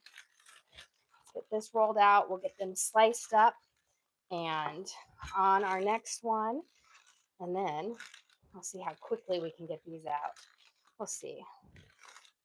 As we call, whenever we needed, when we were on our cruise a couple years ago, and we needed Teddy to walk, and we needed Teddy to walk faster. He was like 3 at the time. My oldest daughter came up with this called Turbo Teddy. And whenever we needed him to go faster, we're like, Turbo Teddy, Turbo Teddy. And even to this day, if we need him to go fast, we say Turbo Teddy, and he just starts running. And it's so cute. So maybe I'll put my Turbo Teddy on and get these cranking out. There we go. But we will always take pictures of everything. We can always make sure we do a little short if some of the stuff doesn't get in time before, the phone runs out. But, you never know. There we go. Using my muscles. Now, again, you don't need to roll it super, super thin. I like a slightly thicker crust when I'm just doing a single crust on it, but try to make it as level as possible. But this is going to be our butter crust that we're going to put on top of our chicken pot pie filling here. Our pot pie filling is made with carrots, onions, celery, garlic, mushrooms, shredded chicken. We made a lovely kind of gravy base using our homemade stock and some flour, and then of course we have our fresh herbs from our garden in it.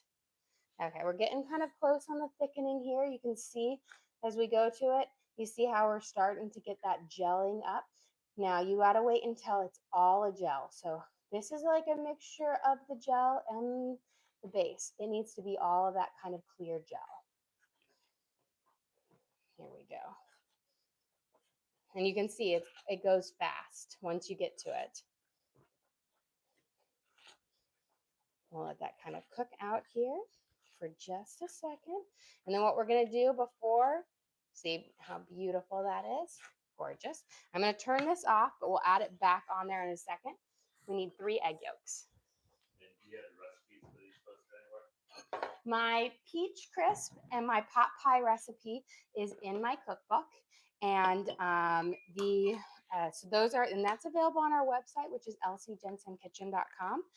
And then my lemon tart recipe, I think will have to be in my new cookbook with my almond pastry recipe, which we'll make in just a second, or at least the base filling of it. Everything uses my butter crust, which is always a great kind of way to use it. We're going to take our egg yolks, just the yolks, and we're going to mix them in here. This is what kind of makes your curd. My hands a quick rinse. And then we'll mix this together. You want to kind of mix it fast on there. But again, you want just the yolks, because if you have any of the whites in there, you'll get some of those little white strings in there, which isn't, the worst thing ever.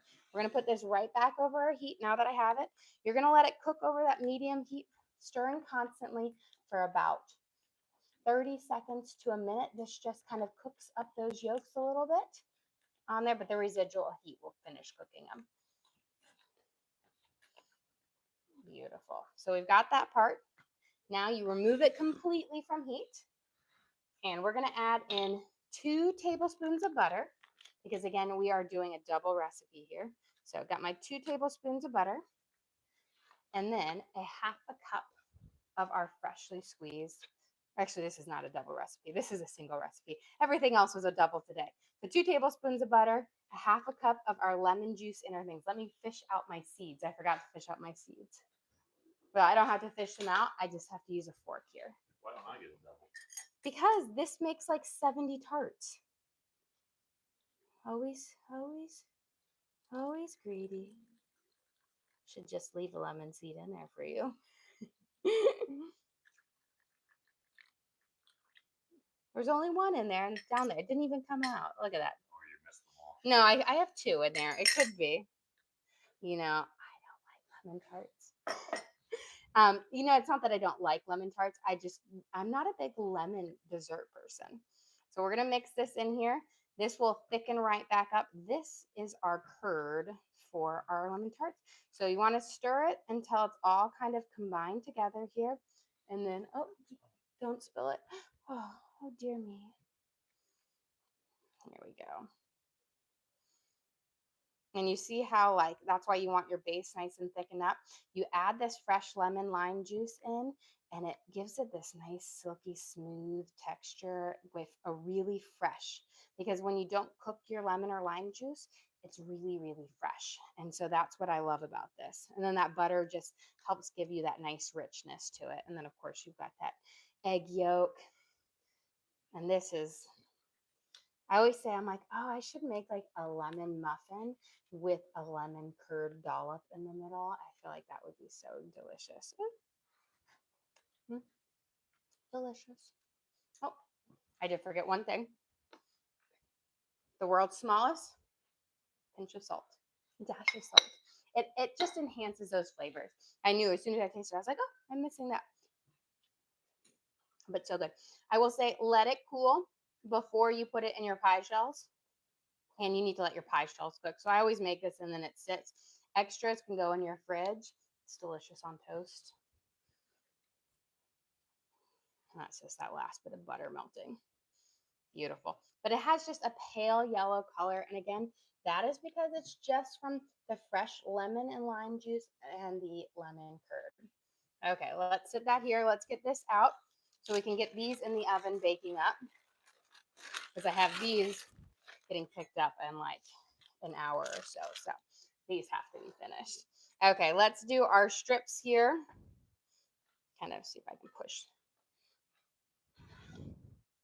We'll just cut it right down the middle.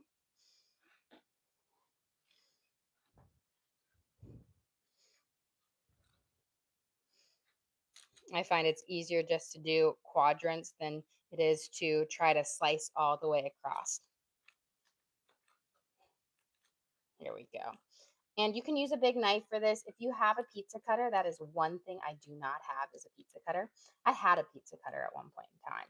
Who knows what happened to it? My guess is it went out with a pizza box one time.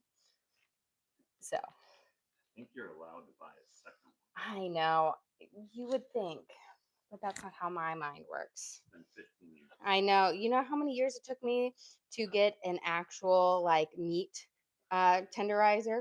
So long. It's because I sit there and I need it. And you know, I could go and buy it on Amazon because guess what? I buy a lot of things on Amazon and I am always shopping, but I never remember. That's what my daughter always tells me.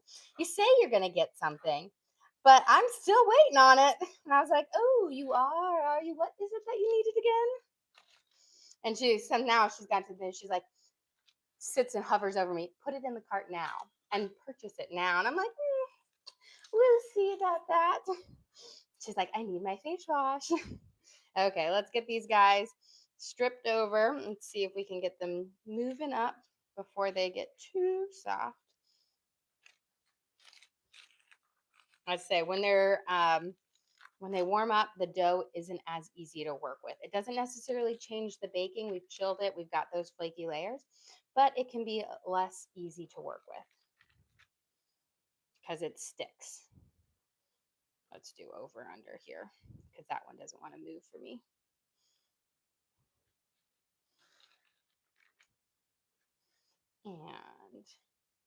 But the homemade butter crust, you can't beat it. It's so good. These are really, really long, but that's okay. And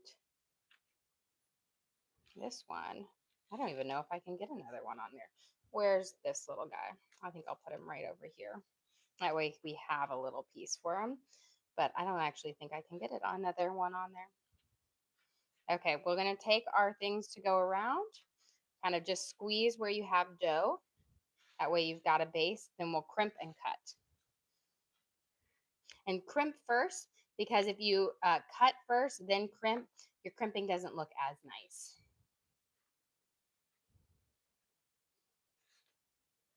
And so it will look funky, but then once you get your scissors and you trim off that excess, then it looks all pretty. Here we go.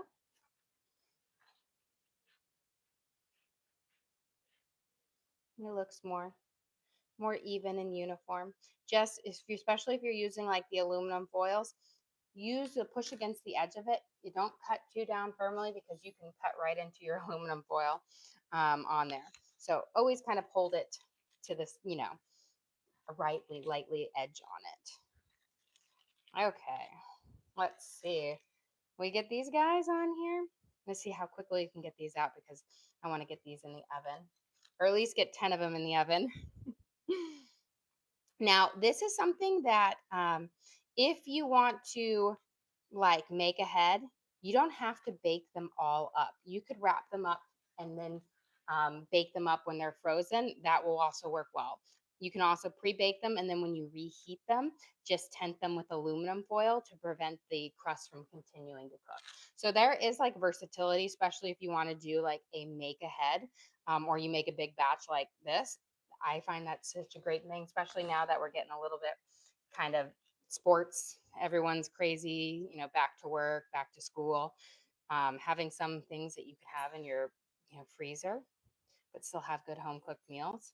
This is one of those. Then they keep for a while. Like I said, my friend, she was like, when you make them, and she's like, and can you make me some extra ones so that I always have them?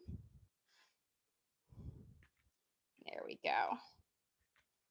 And crimp around.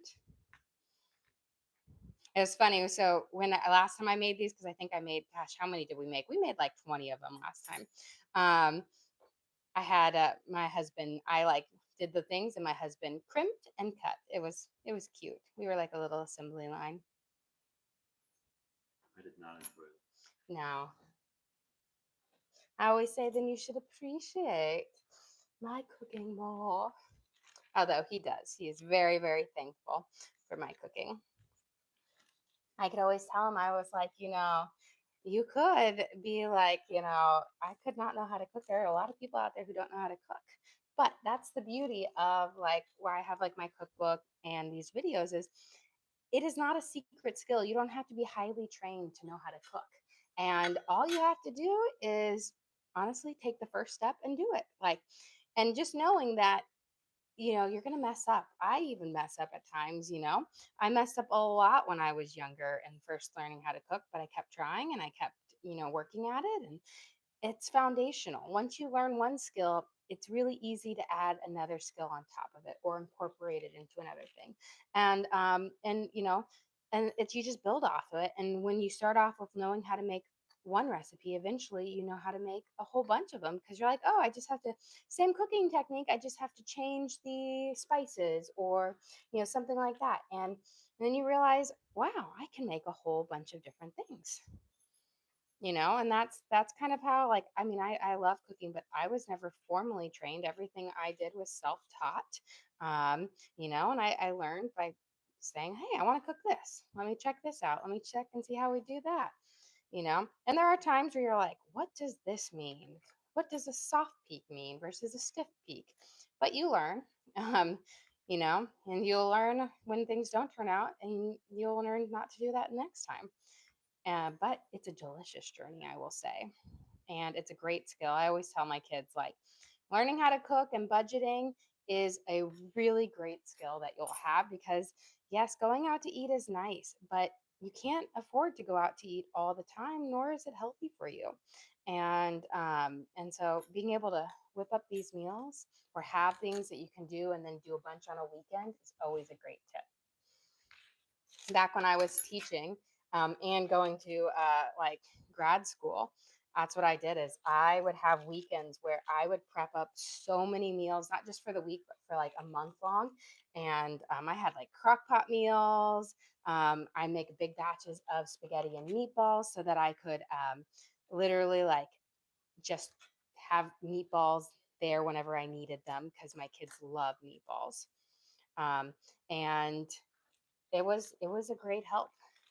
It prevented you from spending way more money than you should on takeout.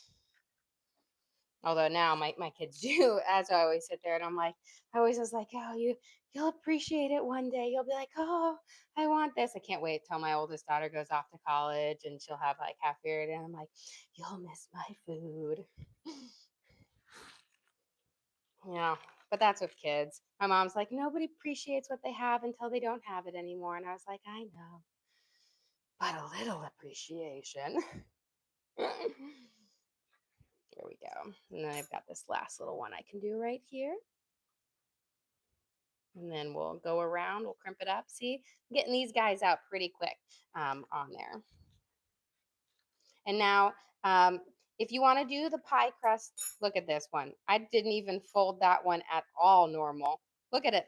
It didn't go under any of them. Okay, we're going to have to try to weave here. It's going to be not. Here we go. I'm not even sure how I did that. Trying to go too fast. That's what it is. I had already started pushing things together. Okay, close enough. How seldom that my husband made this one. Okay, I'm not even sure. There we go. Somewhat. It's still messed up somewhere, but it's like my mom. She goes, I messed up somewhere cross stitching. I have no idea what I did wrong and I cannot find it. But she goes, only I see it. And I was like, yep. Here we go. I'll tell my friend, this is the one that you should put in the freezer and enjoy later. Send that one to your friend. Yeah, you're right. I should send this one to my parents. Although my mom loves it. She loves these. My stepdad, he always likes it when I make them in the big pies because then he can have a big pie. Like he'll eat a huge serving. And my mom's like, that was probably more than you should eat. Okay, let's get these last few going on here so we can get them baked up. And on there, we've got, I think we can roll out and get it there. And then we'll get it going on next thing. Okay. I'm going to see if I can. I'm trying to get, there we go. Making sure I don't make the same mistake as last time. Okay, let's get these under, over, under, over, there. And then you're supposed to do, and then the very next one, you do the exact opposite. That gives you your little lattice weave on there. And over, under, over. See, now this one, they're big crusts, so I think I can only do 4 and 3. But we'll punch all of these around to get, that nice butter crown. And then pull a little bit over here. We'll crimp these up. And then I've got 3 more left to do, and we'll pop them in the oven. But I think I'll get maybe, we'll get them out.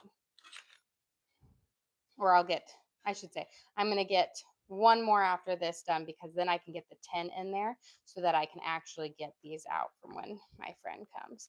Because you know me, and I always say, oh, it's going to be at this time. And, as my oldest daughter likes to say, Mom, you have time blindness. Like you say one time, and I don't think you've ever actually made that time. And I was like, not true. I've made that time before. And then I realized, I was like, you know what? Maybe I haven't. But it's funny because I'm going to take this again. We'll save these little bits that are to chill. And my oven, we'll have it on. The nice thing is because these are small and we're not baking through a double layer of crust, they're only going to take a little bit to bake up to crust because the base of it is already cooked. You just need your crust to get nice and crispy and buttery.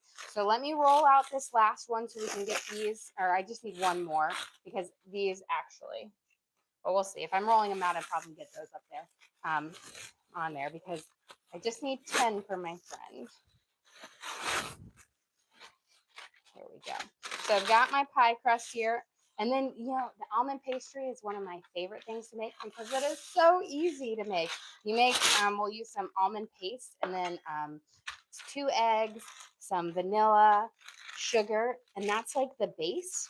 And then you just roll out 2 pie crusts, top and bottom, and you put the paste in the middle, you crimp it around, poke it with a bunch of holes, throw some sugar on it. Oh, it's so good. It's one of those things where even my kids, everyone's like, nobody, what is an almond pastry? I've never seen it anywhere. And I was like, it is a family recipe that is like no other recipe that I've ever had before. Now, it is similar to a Dutch letter, but it uses a pie crust instead of like a puff pastry base. But it has that almost like, that almond cream in it, similar to it. Not as, it's a denser one. So it's similar to like an almond filling in like a bear claw if you were to have like an almond bear claw. But so yummy.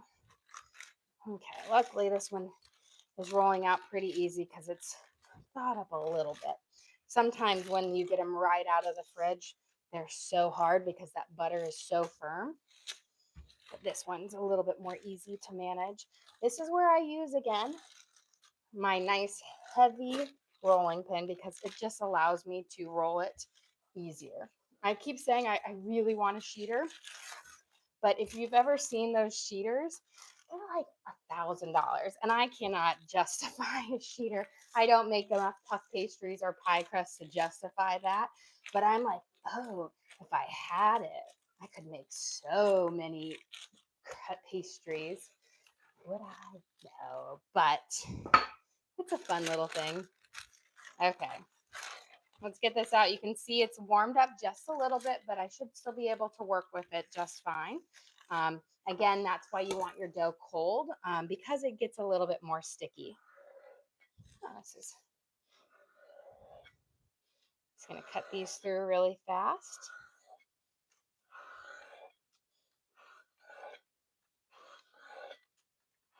And then we can get them on our almond, or not our almond pastry, on our lovely pie crust here. I think that should be enough to get us through, but. And again, super easy. You could always do also just a straight up pie crust where you do the little circle on top, but it's not as cool. Okay, let's get these. I'm going to try do a simile line version of it. We'll see if that can streamline it a little bit better. You have a question. Is there any gravy in the pie? Yes, so they are in a kind of like a gravy base there. Now I think they've soaked up a little bit or it's settled down, but I do kind of coat all of my vegetables and my chicken up with flour when I'm done, and then when I'm done sautéing it, I add in a bunch of stock, and that will thicken up that flour into a lovely gravy base. And that's why I said you want to have a good gravy base because you don't want to have a dry pot pie, but you don't want your gravy to be too runny either because you need it to, especially if you're going to do a double coating, you need it to thicken up nicely. And otherwise you get like a soggy crust on the bottom. Here we go. Okay, this one, I think I can do a small one right here. Okay, I'm gonna crimp all at one time because that might actually go a little bit faster than crimping multiple of them.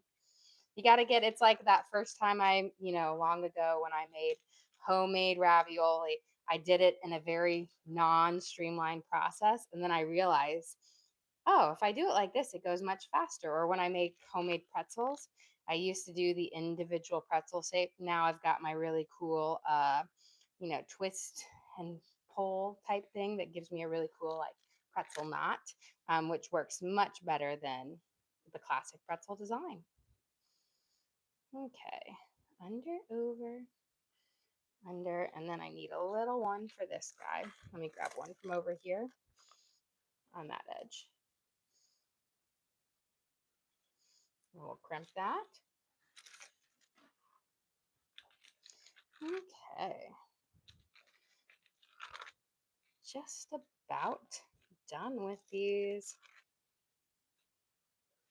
I think I can use some of these smaller strips over here.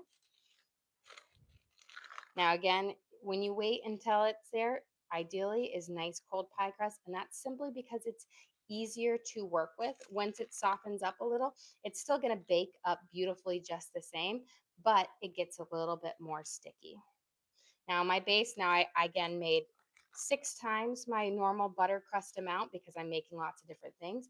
But my classic butter crust for if you're just doing a single pot pie, like a full size one for a family, like a 4, is a cup of butter, so 2 sticks with 2 cups and a fourth of flour, and a teaspoon of salt, and then 10 tablespoons of ice cold water. And that's kind of important because that ice cold water, you don't want it to be lukewarm or whatnot, because you want it to kind of mix in with the butter and keep it cold as well. And then you kind of cut the butter into your flour and salt mixture, and then you'll add in your water. And then you kind of press and fold it together, and then you chill it. So I wrap it up in my plastic wrap, like my press and seal, and then I chill it for a couple hours. Here we go. So I'm going to kind of crimp all of these. Then I will make my little snips on it.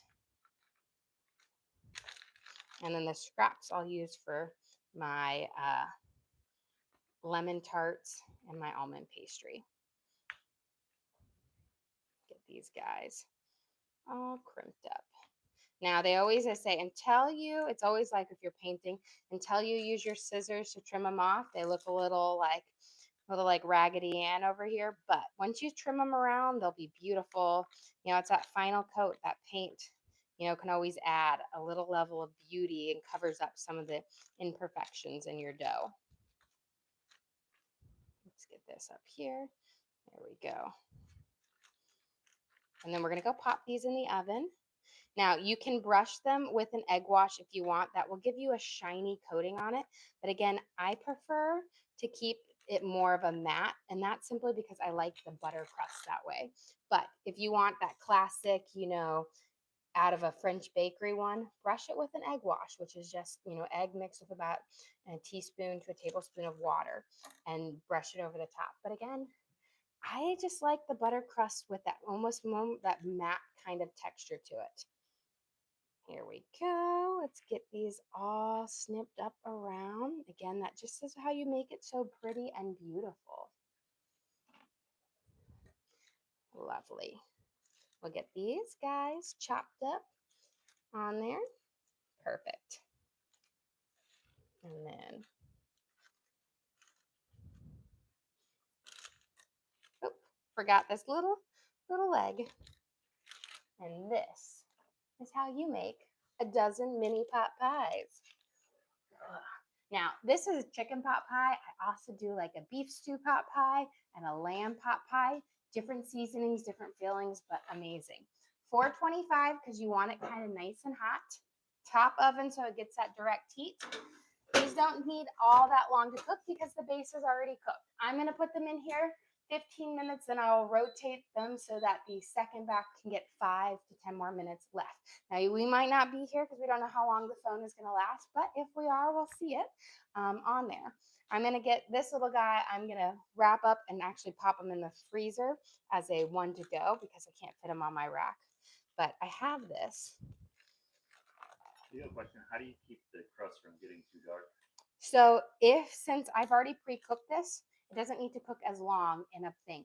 Now, if you have to cook it longer, so if you have a double crust, because you have to cook that one longer, you're going to want to tint it halfway through with some aluminum foil. If you tint it halfway through with the aluminum foil, then you can get, it will get like beautiful golden brown because that aluminum foil tinting on top will allow the everything to cook up evenly, like still cook underneath, but it doesn't allow the crust to cook anymore. So that's kind of what I do. Like the other day I made brookies and the cookie part always gets done before the brownie part. So I tint it and I allow it to cook some more that way so that everything cooks up as evenly as possible. Let's get these guys. I'm kind of just using some little scraps on this one. And we'll tint it around there. And we'll get these guys going. And again, you can always add a lot more crust around the edges if you want it. Sometimes, I'll add a whole strip around if I want a really deep crust or if I'm going to do a slightly different styling on it. But for these, keep it pretty simple. And then this one, what I'll do is I will first do like a quick freeze of it on like a baking sheet. And then once it's completely frozen, then you can put it in like a airtight container or like a little Ziploc baggie. But having it freeze first that way before you put it in something will prevent it from sticking. Here we go. This will be a quick, like any day that I'm out and the little boys need a quick meal. Then my husband can pop this in there. And from frozen, you'll actually tint it, but it will take about 30 minutes at 350 to cook this guy up. So cute. So I got our little pie there. Okay, I'm gonna save this little scraps of dough. I'm gonna put it in I will say in the fridge to firm up on here. And while we have those baking, let me grab these little ones. I'm gonna roll out my puff pastry or my pastry for my almond paste to make our almond paste filling. Since I'm only going to use 2 of those, I'm going to put this guy back in here because this will be for lemon tart time, which will be so delicious on there. And I think we'll have extra to make something else with it. So I wasn't sure exactly how much pie crust I was going to make today for this, but I made a lot. Okay, we'll let that sit there. Let's make our almond paste filling first. So I'm going to get a bowl.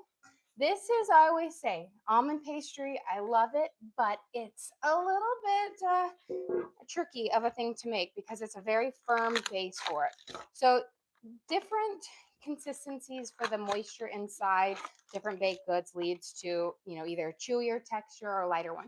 This is a very firm almond paste base for it. Oh, that one was open, so we're going to toss that one. Luckily, I have another box It's a good thing you know. You look. Yeah, what's in these hands? So right over here, this is the peach crisp that I made. So of our fresh peaches, and then we've got over here we've got our lemon curd for our things. There we go. There's another one. So this is why I always have extra on hand. I felt there and I was like, this feels rock hard. I almost wonder if little curious fingers got into it. Okay, what we're gonna do is we are going to take our almond paste. So this is not almond pastry filling. This is almond paste. Um, it's a hard little thing. It's essentially like a marzipan.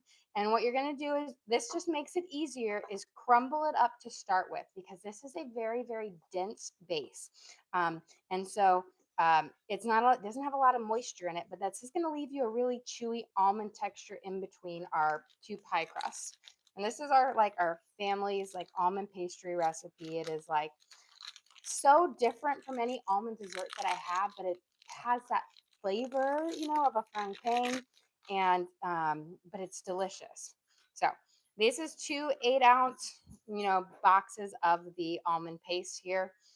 You get it in your baking aisle. They have it. It's typically like next to your jelly or like your pie and things. But start by breaking it up. That's going to allow it to mix up a little bit easier. We're going to add in 2 cups of granulated sugar. This is going to give us a chewy base. Now, I always make when I make this is almost a double almond pastry filling base to the pie crust ratio. So I do almost 1.5 pie crust ratios to this because it just originally it was like half this amount, and I messed with like kind of the family recipe to make it where it fit perfectly. So we're going to add in our 2 cups of sugar. And we're going to mix this up. I'm going to do a hand mixer. Sometimes I do this in a food processor, or I do it in a blender. Although the blender is really hard because it is a thing. I'm going to do it with my hand mixer because we'll mix it up. Then we'll add in our eggs and our vanilla, and this will be the base for it. Let me plug this in my island real quick. But again, it's a nice and dense base, which I think that's one of those things. There's different consistencies that you can have in baked goods. And if you, I find if you go too runny with this or use less sugar or put more egg in, it gives you the wrong consistency and texture. It will run out of your pastry versus, mixing in. So we're going to mix this up in there. But a lot of almond pastry fillings will have either butter in it or more egg or less sugar. This is like the perfect mixture for this. And it is a lot of work to kind of get it into where you want it. But I'm going to simply stop for a little bit, break these up, because the more you can get these in before you add in your egg base is better. So mush it between your hands. This is one of those things that it's just, there's no great way to do it. It's like the old-fashioned way where you would cut your butter into the flour. It's actually part of the method I use today because I did such a big batch of my butter pastry. So we're going to work this in here just kind of perfectly. There we go. So you see now how it's incorporating nicely, and you want to get this. Then we're going to add in our egg and our vanilla, and that's like all the liquid. And so it's going to actually make a pretty thick base that we will spread between our 2 pastry sheets, and then we bake them at 350, and they're just amazing. Okay, but the slightly higher sugar content to the lower egg, basing gives you a thick, somewhat chewy texture to it. And you'll have it between 2 sheets of butter crust. Amazing. Just delicious. Let me grab my measuring spoons. I'm going to give this a quick whisk with my thing to get it right where you want. But I said take your time on this because this is where it just takes a little bit to get that almond paste broken down into the right things. A food processor, but my problem is I do such a big batch that it doesn't all fit in my food processor. Sometimes I feel like I need an industrial kitchen cooking for our family. But this is, again, this is like a favorite. And it's so unique. And that's what I think is like, I have never found this at a pastry shop or anywhere. Like the way it's done, I found things that are similar in the same flavor profile, but never quite the same as this. There we go. We're just about perfect here. Again, you see how that almond is almost completely mixed up in here? Gorgeous. Okay. Getting some of those big chunks. I'll go through, break up some of those big chunks again, just so that it's finely there. And then we're going to add in our eggs. We're going to add in 2 eggs and then 2 teaspoons of vanilla. And again, this is because I like to make a double batch of my filling per like per the crust, because it just gives you more of that almondy deliciousness. And then 2 teaspoons of vanilla. Now you can also switch out and do like some almond extract, but I find that the almond paste filling is strong enough that you don't need almond extract. But if you make your own almond paste using blanched almonds, use almond extract to give you that strong almond flavor. That's the one time I would say is if you use your own almond paste versus the one that you get at the store. But don't get almond pastry filling. You have to get almond paste. There we go. We're going to mix this around. Gorgeous. Look how it's nice and incorporated. I'm going to turn it up a note. And you can also do this with a stand mixer on your paddle. That works fine. But again, a food processor. Lovely. Get this mixed around. Gorgeous. So we've got our lovely almond pastry base here. I'm going to get a little spatula, give it a good stir around. And then we will roll out our pastry sheet. And all you have to do is 2 big, long rectangles on there. So think about making those like giant Pop-Tarts. That's essentially what you're doing. And then we'll spread this in there. Lovely. Okay. Let's get that, set that to the side. I always say this one is a breeze compared to the next, because what we'll use for the lemon tarts is you actually push them into little mini muffin pans and you bake them up and then you'll fill them with there. But this is easy. Let me get my butter pastry right here. And we're going to kind of, between 2 pieces of parchment paper, we'll roll it out. But the nice thing is there's no cutting. You literally just roll one big rectangle, then you roll another one and you place them on top of each other after, simple.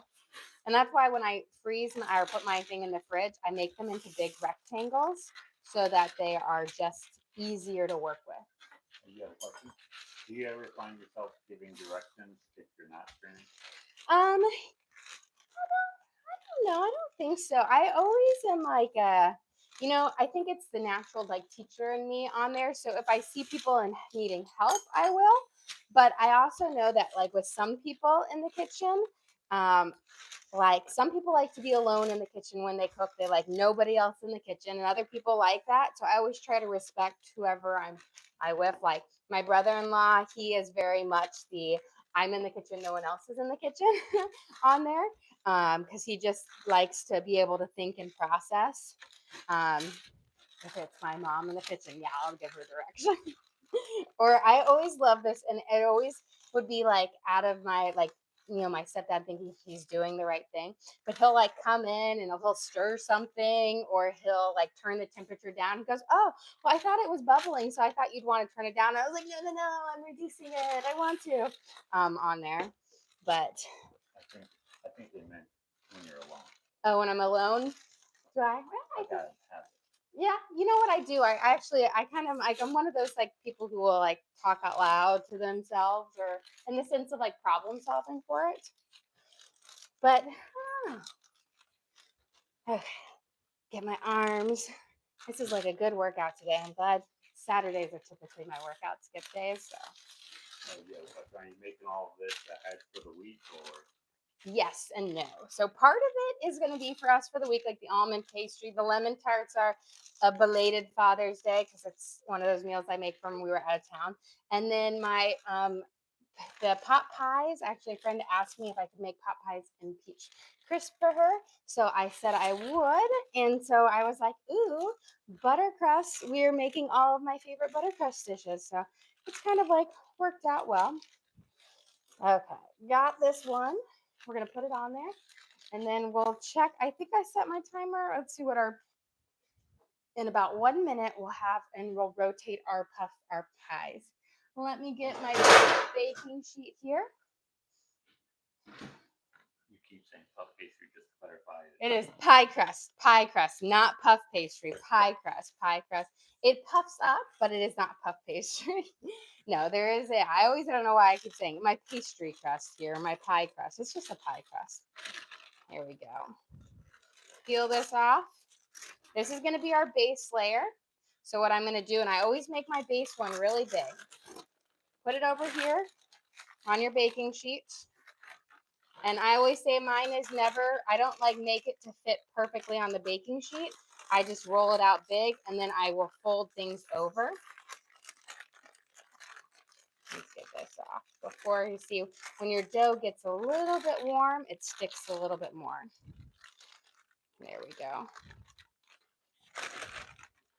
But I want to get it off before it sticks too much. And then what we're going to do is, let me get this fluffed up right there. We lost a little bit of dough. Okay. We'll put in our almond paste filling, but let's go rotate our pies, our little pot pies. They've been in there for, well, we had it on there for about 15 minutes, and then we're going to rotate, and we've got 5 to 10 minutes more based on it. I mean, I'm taking a new glove every time I fell out of these. Look at this. Gorgeous. So we'll just rotate that way because you can see that edge bakes up more. I'm going to say these are going to need like 7 more minutes, 8 more minutes. But rotate it so it bakes up evenly for it. And I have it at 425. Let's see. Why? Okay, let me do. We'll bake those up nicely. Pull it out just a little bit. There we go. But they puff up.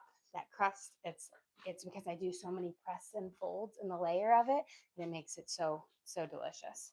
Okay, I'm gonna just throw this in my fridge to do a quick chill while we put the pastry out, so that it's not quite as soft, because sometimes it takes me a little bit longer to work here.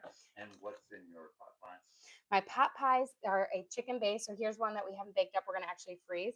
It is chicken, carrots, onions, celery, mushrooms, garlic, and then we use fresh herbs from my garden, rosemary, basil, thyme, oregano, and then my homemade stock, and then a little bit of flour. So delicious kind of things. And then we have a butter crust over the top, which is the same crust that I'm using here. That is made with butter, flour, salt, and water. So here is our little almond base here. We're going to spread it over here. It is a thick little base, so it doesn't spread so easy, but it cooks up and it gives you this just amazing chewy almond part into it. So just try to spread it as far. Leave a little bit of clearance on the edge because you want to be able to seal up your pastry crust with your top crust, so that none of the filling can ooze out. Now I give ours a really thick almond filling because that is what everybody loves. But again, I do a double with kind of 1.5 the pastry, like the bed or the pie crust. But you can always do a little bit less for it. Now, this is going to be in our new cookbook because this is one of our favorite ones. But my chicken pot pie, my peach crisp recipe, those are in my current cookbook, which is available on Amazon and on our website, which is lcjensenkitchen.com. That butter crust recipe is in there because it is with my pot pie recipe, so it tells you how to make it as well. But it is so yummy and delicious. And then I think I might have a whole little pie crust section because there's so many different things. Like we're going to make our almond tarts, but there's so many different things that I use my butter crust for other than just a pie. You do make almond tarts, but you're making Lemon tight. Yes, yes. Ah, there's my brain on here. And this is really, really delicious. If you love almonds, this is the thing for you. Okay. I've got this one down. We're gonna make our pie crust to go on top. When we'll seal it up and we're gonna poke a bunch of holes in it. I just wanted to give it a quick chill for it. And then this will bake up in the oven at about 350. This takes like 30 minutes, so you guys won't be here for when it comes out. But essentially, you're baking it up until it's nice and golden. But when we seal it up, we poke a bunch of holes, we sprinkle sugar over it. So good. Do you think you'll ever make a cookbook with just dessert?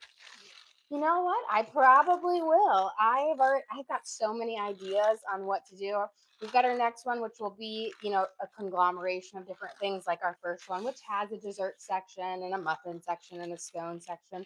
But yeah, I'm sure I will do one that is just desserts because I love desserts. It's what my sister used to always say growing up.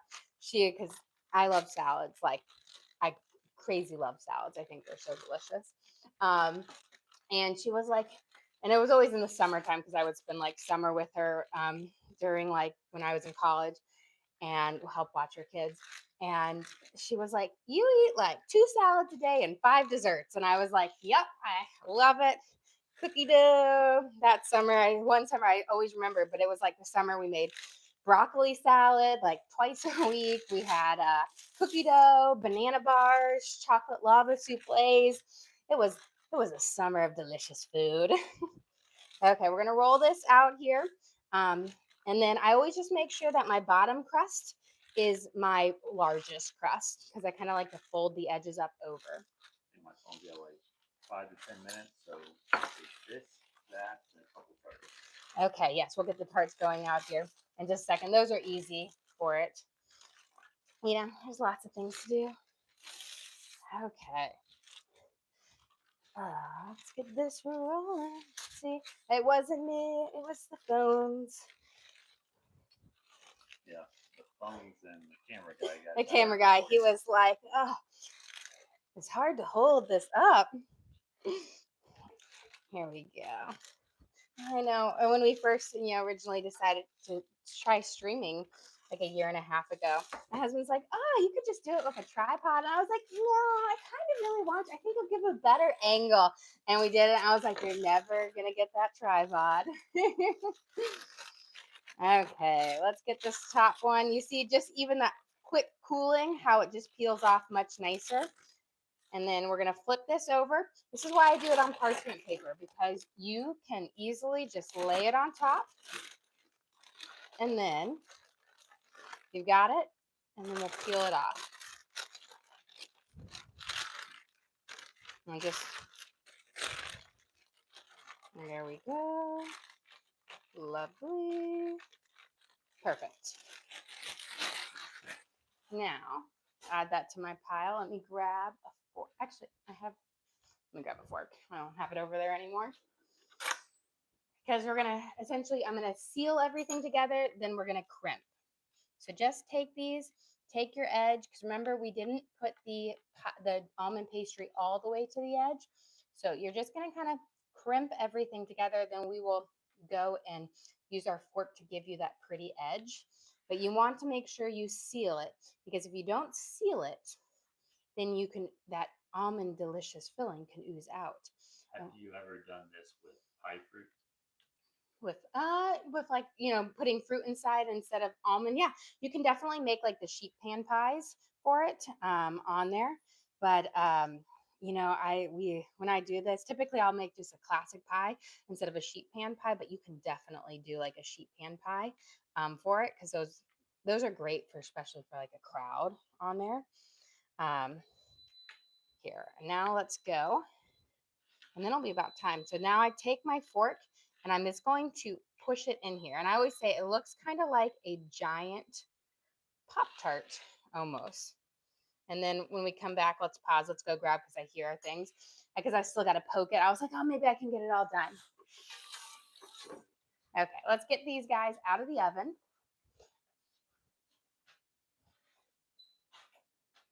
And look at these gorgeous. Let me grab this. Again, this is why I do it on a big baking sheet, because instead of taking 12 pies out at a time, you get one beautiful baking sheet. And you can see how they are just perfectly golden crisp. I'm going to slide these right here. Pull that because I want to go turn my oven down to 350 because that's what my almond pastry is going to bake at. So let me get that. Okay, got it. Okay, these are my chicken pot pies are baked up with that butter crust. But do you see how you get these nice, beautiful, flaky layers? That is when I'm making the pie crust, especially right here, you can really see the flaky layer on there. That is the press and folds, press and folds. I press and fold my dough together. I'll have that same here on my almond tart. So it does puff up a lot. My almond, woo, my brain is not working on my almond pastry today. And I keep calling this puff pastry, but it's just my butter pie crust on there. But it gives you that nice kind of delicious puff and crust like to it. So it puffs up a lot, but it is just a pie crust. Okay, and then because you need to let air steam out, you take your fork and you're just going to poke a bunch of holes through your crust. And this is so that your pastry doesn't puff up like a pot pie that's about to burst. And then the last thing, and I always do probably way more than you need, but you know. And then we're going to take the sugar and you're going to sprinkle the sugar over the top to give it a little bit of sweetness. Now you have your nice almond pastry sweetener, like, inside, but this gives that crust part just a little bit of extra sweetness. There we go. And we're going to go pop this in the oven. A little shaky, shaky. And you only need probably, it's like a few, hardly any, but it just adds this little bit of extra touch. Now this is going to bake for about 30 minutes in the oven at 350.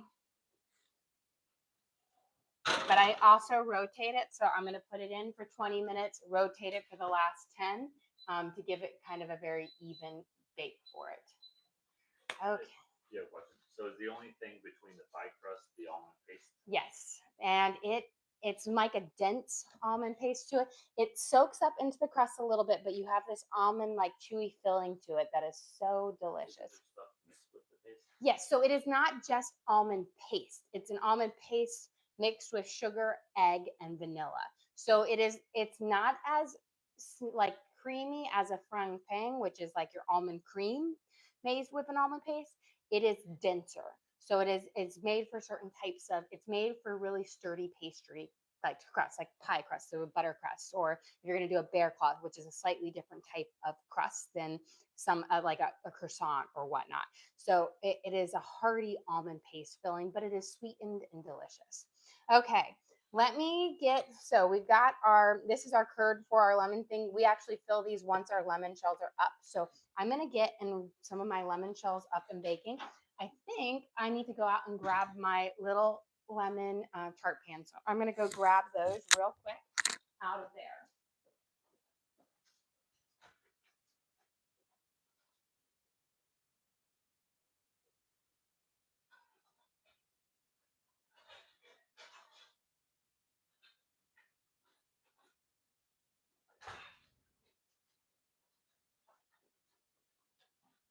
Okay, so what I use for my lemon tart pans are just simply little muffin pans.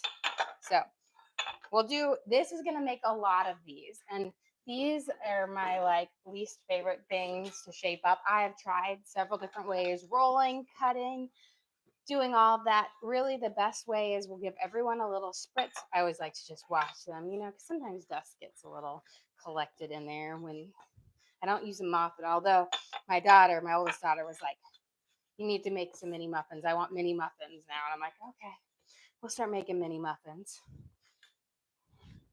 So we'll spray these down and then we push the pastry dough in there to shape it.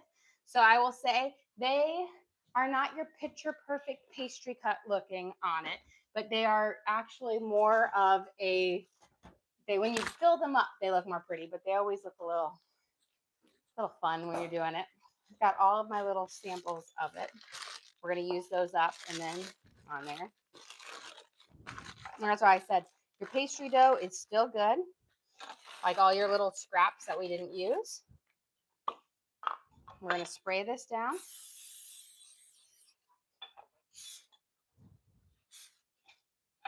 Here. And then we'll get these. Now these bake up around 450-ish. So, our oven's right now at 350. So we'll have to, once they come out, we'll pop them in and bake. They only take about 5 minutes to bake up, if even. They bake really, really fast. I found the best way to do this is to just take your dough at first, put like a little piece in every one. That way we can go through with our thumb and then press it into the base of it. And this is why you hate it. This is why I hate it. I hate this part. It's my least favorite part of it. It's just so tedious. And it would be one thing if I was only making 36, but I make like 72. And I make a lot of them.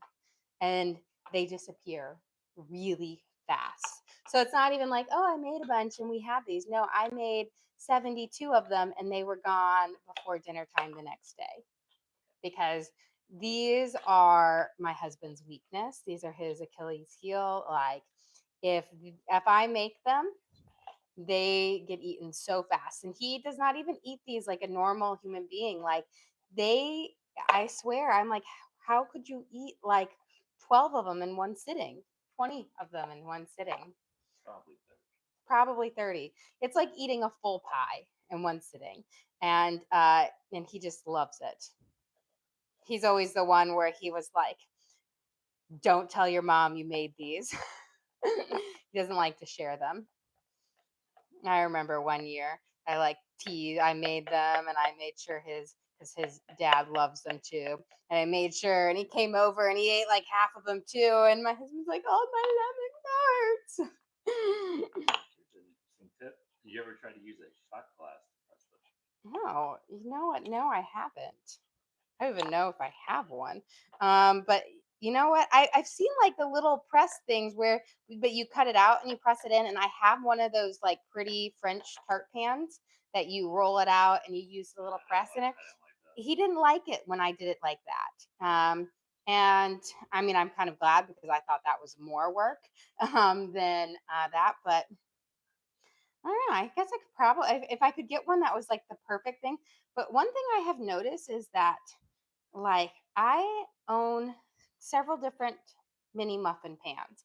And these are the sets that I got where they were like actually part of a cookie decorating set, which I'm like, why do you have mini? But they had sprinkles and decorating things all inside them. And then I had so many of them that now they're my mini muffin pans and I love it.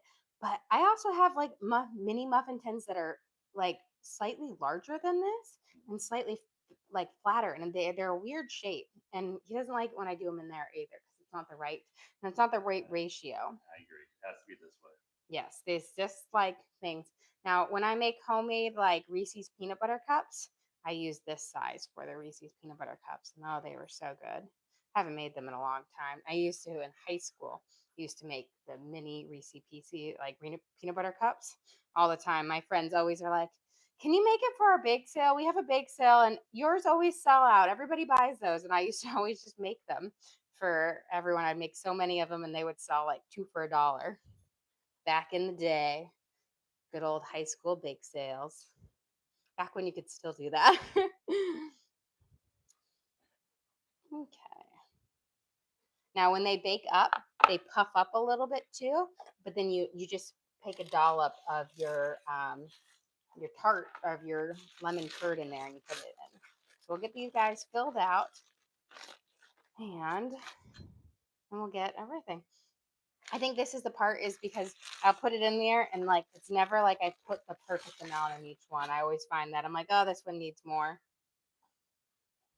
Now, don't overbake these. Essentially, It's about 5 minutes at 450. You can do them at a lower temperature, it just takes longer. You take them when they're starting to get golden on the edges. But if you actually were to touch the tart at the time, they'd be a little bit soft. They need to cool down. When they cool down, they crisp up. Okay, let's get these here. And then I'll pop them in, but it seems like our phone battery is almost out. So we might have to, what are we at? Are we on our last percentage? So we might have to do a quick send off here on there. So we'll go and take a quick peek at it, and then we'll just do a big recap here because And we'll do a short later. yes, we'll do a short with everything when it's actually baked up because I'll make sure we do a short of the lemon tarts before he's allowed to eat any of them. Otherwise, there won't be any left for the short here. Okay, let's see. While we're doing that, we can do a quick recap. So we've got this is our butter pie crust that we're making for our little tart shells that we're going to be using for our lemon curd. I always say lemon curd. It's technically a lemon lime curd. It has lemon juice, lime juice, 3 egg yolks, sugar, cornstarch, a little bit of salt and butter, but it's sweet and tangy and smooth. We baked up our chicken pot pies here. Again, this is with the same butter crust, so I don't put any sugar in my butter crust, so it can go sweet or savory. And it has our lovely kind of creamy chicken pot pie filling with carrots, onions, celery, mushrooms, fresh herbs from my garden. We made 2 delicious peach crisps here with our peach filling from our peaches from a little farm stand and a nice kind of graham crackery crust to it, or yeah, crumb to it. And then we have in our oven baking up right now our beautiful almond pastry here. So we have our butter crust, which is top to bottom, and then we made a lovely, delicious almond paste to go in the middle using almond paste, sugar, vanilla, and eggs. Well, guys, our phone's about to die, but don't forget to like and subscribe. I try to do live cooking shows every single day, kind of show you what we're making for our family and hopefully teach you guys something along the way. Again, we have our website, which is elsiejensenkitchen.com. And on our website, we have our Amazon storefront that has all of our different cookware, baking ingredient, like bakeware and everything that we use in the kitchen. We also have a link to our cookbook, which is Learn to Cook with Elsie Jensen. My chicken pot pie recipe's in there. My peach crisp recipe is also in this cookbook, as well as 110 other delicious recipes. And every recipe has a QR code to a video of me cooking it. But again, guys,